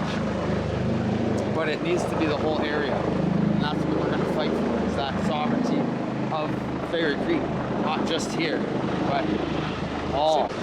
This is about Indigenous sovereignty. It's about Indigenous reaffirming that they've lived here for generations and generations, and now their means of living is getting taken away because the environment is how they sustain themselves, right?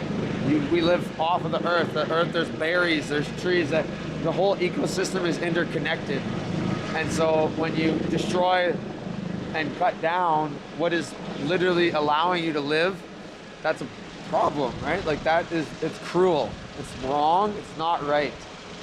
And it's going to lead to devastation and like global collapse. This is happening all over the planet. Fairy Creek is just a small slice of what's happening, right? Yeah. Like the ocean's polluted, the air's polluted, the trees are gone.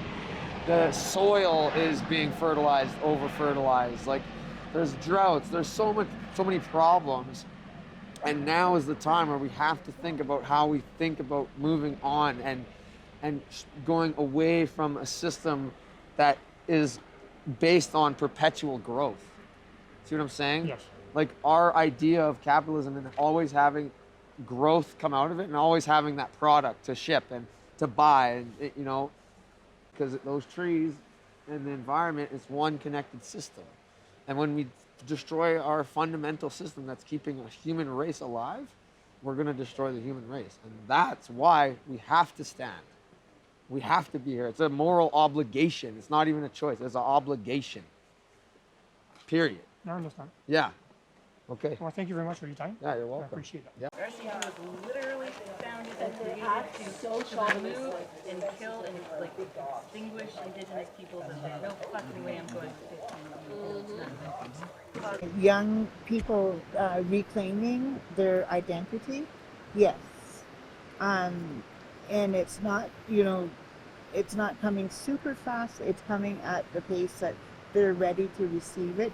And at this point, it's kind of like very scary for everybody because, that younger people are ready and willing to embrace, their identity. It's the parents and the grandparents who have been shamed into claiming their cultural identity that are like, well, wait a minute, it's not always a good thing to tell everybody that you're Native. And then there's other parents that are saying, yes, we are awakening the spirit of, the Indigenous community. How hard life can be. I've dealt with a lot of things growing up, a lot of different experiences. But I want you to know that you are not alone and that you have the power and you have the fire and you have that passion in you to go with that.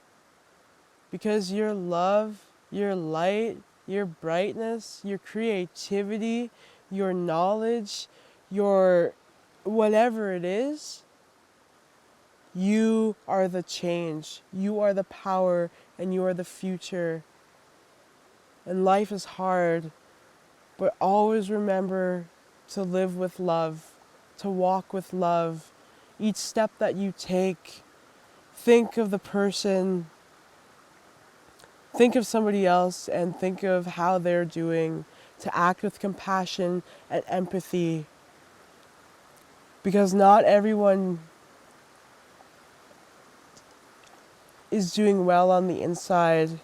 And just even a smile can change somebody's entire life, can save somebody. Yeah, you have some more questions?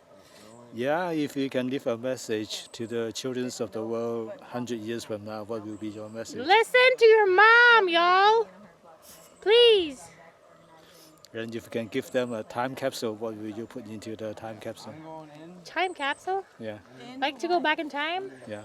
Probably Jurassic Park. Jurassic Park. Yeah, it was pretty. It was kind of pretty. Nice ferns, nice dinosaurs, and the humans weren't around, so that was better maybe. They have no intention of changing anything, and they're going to do everything they can to manipulate the public into thinking that they're doing things, into thinking that we have no right to be here protesting this. And instead of listening to us, John Horgan is literally gonna almost sneer at us and mock us, and the police do it too, and that type of derisive, I guess, like approach to dealing with us when we're 1,100 citizens who just got arrested because they care about something, and we're getting sneered at like you've got no cause and you're just here because you want to be here.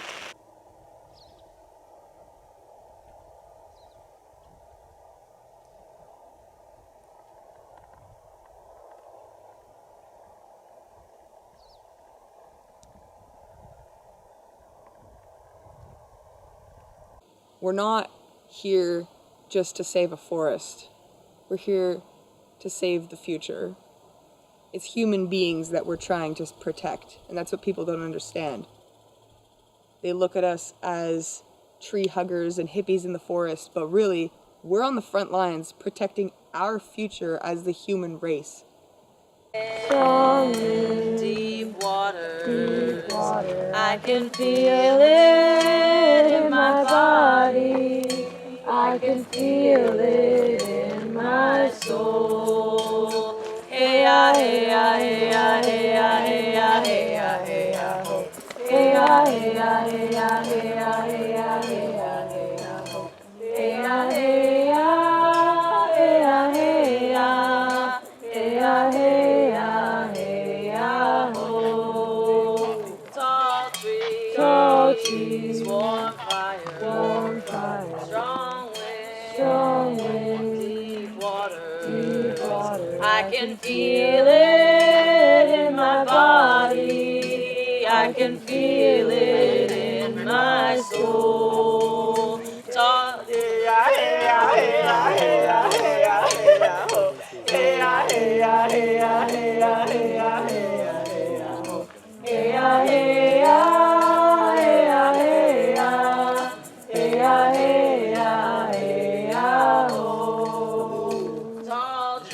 Tall tree, warm fire, strong wind, deep water.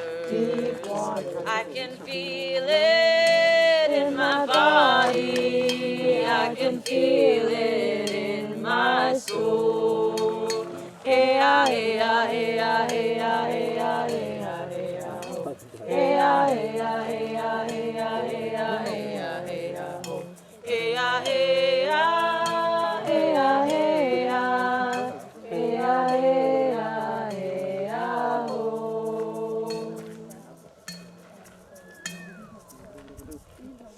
In mine and the Algonquin Nation, essentially, right now we are the 7th generation, and there's 2 roads that we can take. One where we let the black snake win.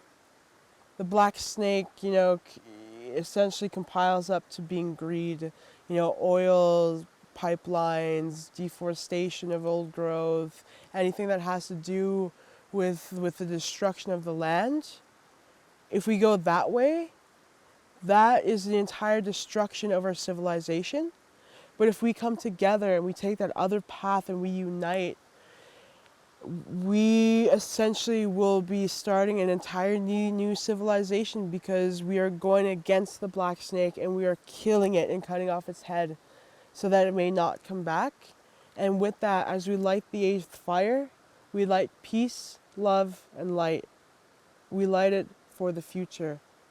And in those steps, that means that us as a civilization can continue to live here on Earth without it burning to the ground.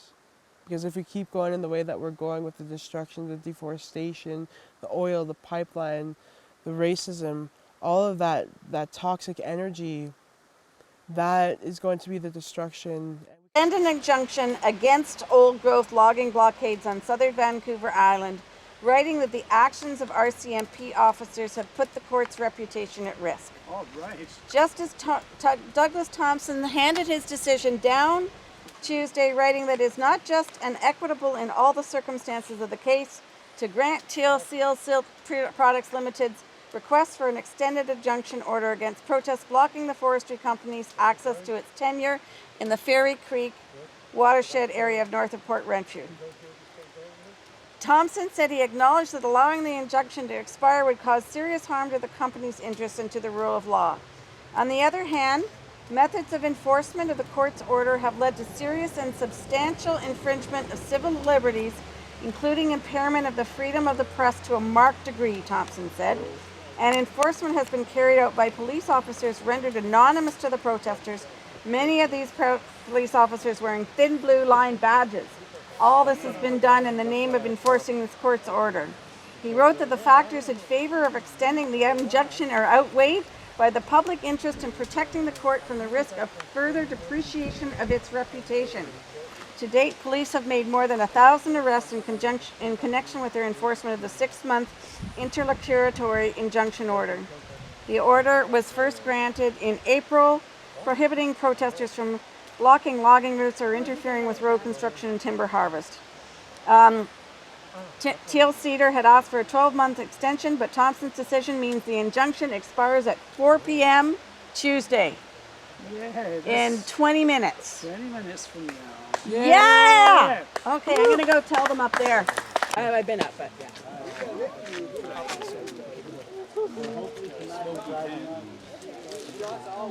I'm so happy for this moment. 163 days I waited for this moment. I've dedicated a third of a year to this cause, and I can't wait just to go back to blocking them peacefully, just standing on the road and having fires. To Heli, I'll be up at Heli, be all around. I can't wait to protect those areas just on foot and in front of them, face to face. How do you feel? We are just minutes away from the expiry of the injunction. I am thrilled. I haven't been this happy in, honestly, I would say months. This is the moment I've been waiting for a long time. It's 144 days now, I believe, of police enforcement illegally and unlawfully trying to remove us from this area that we have the legal right to be on. So I am so stoked.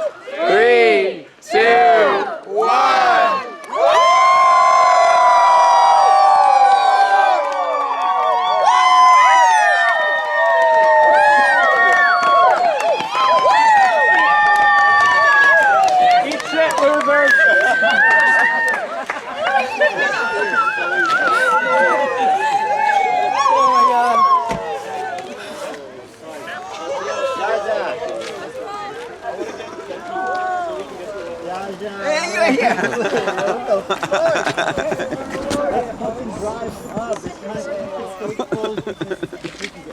Wow. Fucking drive up tonight. I'm gonna fuck. I'm gonna do my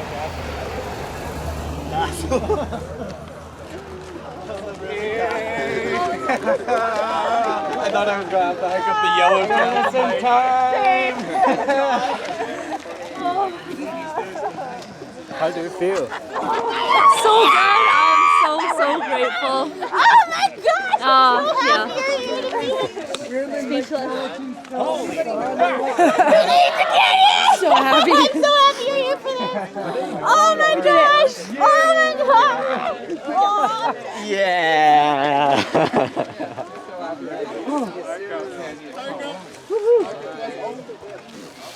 Okay. Let's see.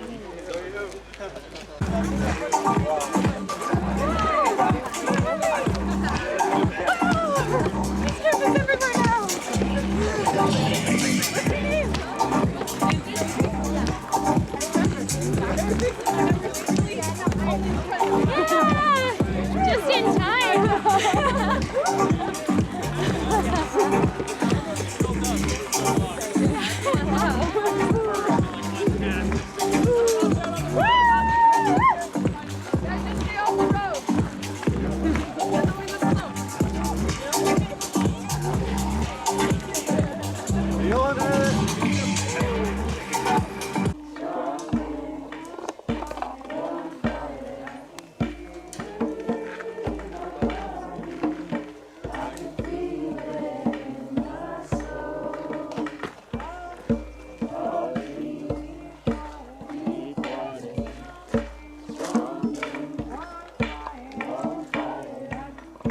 My name is Marlene Hale, and I am from the Wet'suwet'en Nation. I would like to say today, I would like to gratify my nation today, Wet'suwet'en. As we all know that January the 8th, 2019 was the day, never to be forgotten, when the Coastal Gas Link put an injunction onto our people to put a pipeline through our 22,000 square kilometers of the Wet'suwet'en Nation, and where they are today. And we know that through that whole period of the last 2 years before the pandemic hit, of all the atrocities of the Indigenous people, our people, my people, from the Wet'suwet'en Nation have faced and are still facing today. Where we are at was a calm for a bit, but during those times, that 2019, the Coastal Gas Link and also the RCMP, and without the help of the governments, of the three governments, what we tried to do, 2019 was to start an MOU, which is, we all know, is a memorandum of understanding between our hereditary chiefs and the three governments, which the dialogue never really came about. And today it still stands as that. I want to congratulate all the frontliners today. When I got the message the other day, when we all did together, of the great news of the injunction, my family had called me and congratulated, saying to all the frontliners of all the works that you have done is something that they've been doing for the last 2 years, but never succeeded like Fairy Creek has. And they really commend all of you, through my sisters, my aunts, my uncles, everyone who talks about what is going on in the Wet'suwet'en Nation is reflected on what has happened here. And we only wish for one split second that that could be the same. But no, they are back. The RCMP is back, worse than ever.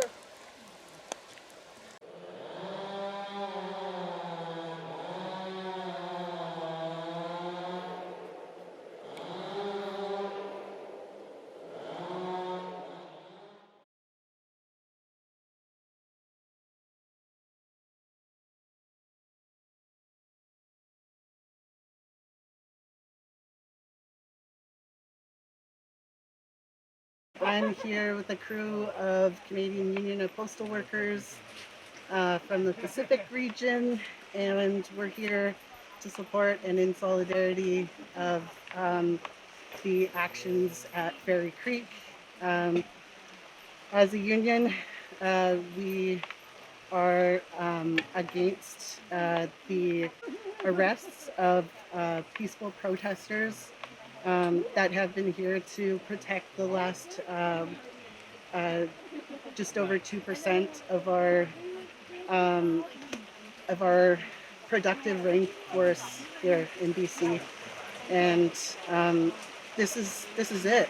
This is climate change. This is we're grateful to be here in solidarity to bring some supplies and to plan for more of our membership to donate and support the lines, be it through online donations for folks who have been arrested, or to come and support the lines. We plan on coming back with a big crew, including the president of the Yukon Federation of Labor, and an Indigenous, and led by our Indigenous human rights reps of the Pacific. So I'm here today with a number of lovely women postal workers and myself, and just really looking forward to listening and hearing about what things are like here at camp, and how we can get the word out to get the government to take action and stop old growth logging. So Solidarity! So! Solidarity! So! Solidarity! I think it's really important that the labor movement take a stand. I understand that there's forestry and logging unions, and it's about solidarity. But really, I think it's important for labor to be in the forefronts of these actions. If we're calling for climate action and for changes in our workplace, environmentalism, it's about a just recovery. It's about a just recovery for jobs, for forestry, and as union leaders and members, we need to support what's going on the ground and on the streets, because if we're expecting support on our picket lines and strikes, then the same is for us out in the community. And as leaders, we can make these movements stronger. I know, right? Yeah, I like that. And I know that my people are here peacefully. We have been thoroughly taught that some of the police are prone to violence, and they love violence. And I think that love of violence has only done to our young people retrench and strengthen our values. It's like you hardening steel. And when you harden steel, it gets tougher. And those values are tougher and impenetrable now. So you can tell your bosses that the more we beat on them, the tougher they get. And the tougher they'll get, they will strengthen others. And we are defeating our own purpose. And you actually, in fact, you are now attracting world media. We are internationally known, so you're going to be on TV all over the world. And I didn't mean to wind up be on TV, and I likely neither have you. But you're handsome enough to, so. But I feel that now we are here to implore to the police to tone down the grim violence that has been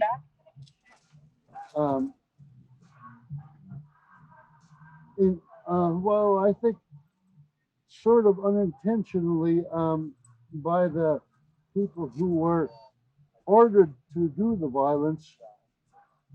In Germany, they used that pad under brightness to arm the brown shirts. They encouraged the brown shirts to be violent.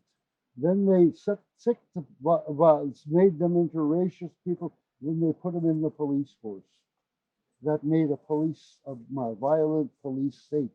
So now I feel that we have to realize that in as much as the political elite are saying that, okay, we've got to keep these dirty hippies under control and we have to sick our tough guys after them, that only creates and aggravates a situation.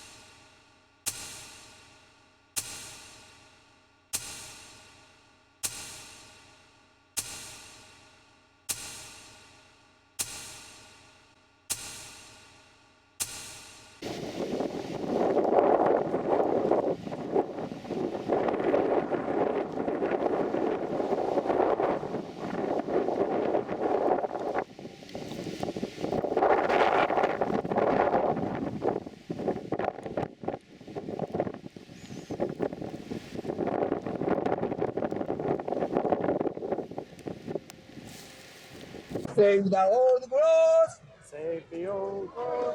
Save the ecosystem. Save the ecosystem. For the kids' future. For the kids' future. United together. United together. Standing together. Standing together. Stop the cutting forever. Stop the cutting forever. Save the sky for eagles. Save the sky for eagles. Save the water for salmon. Save the water for salmon. Save the forest for bears. Let us all live in peace. Let us all live in peace.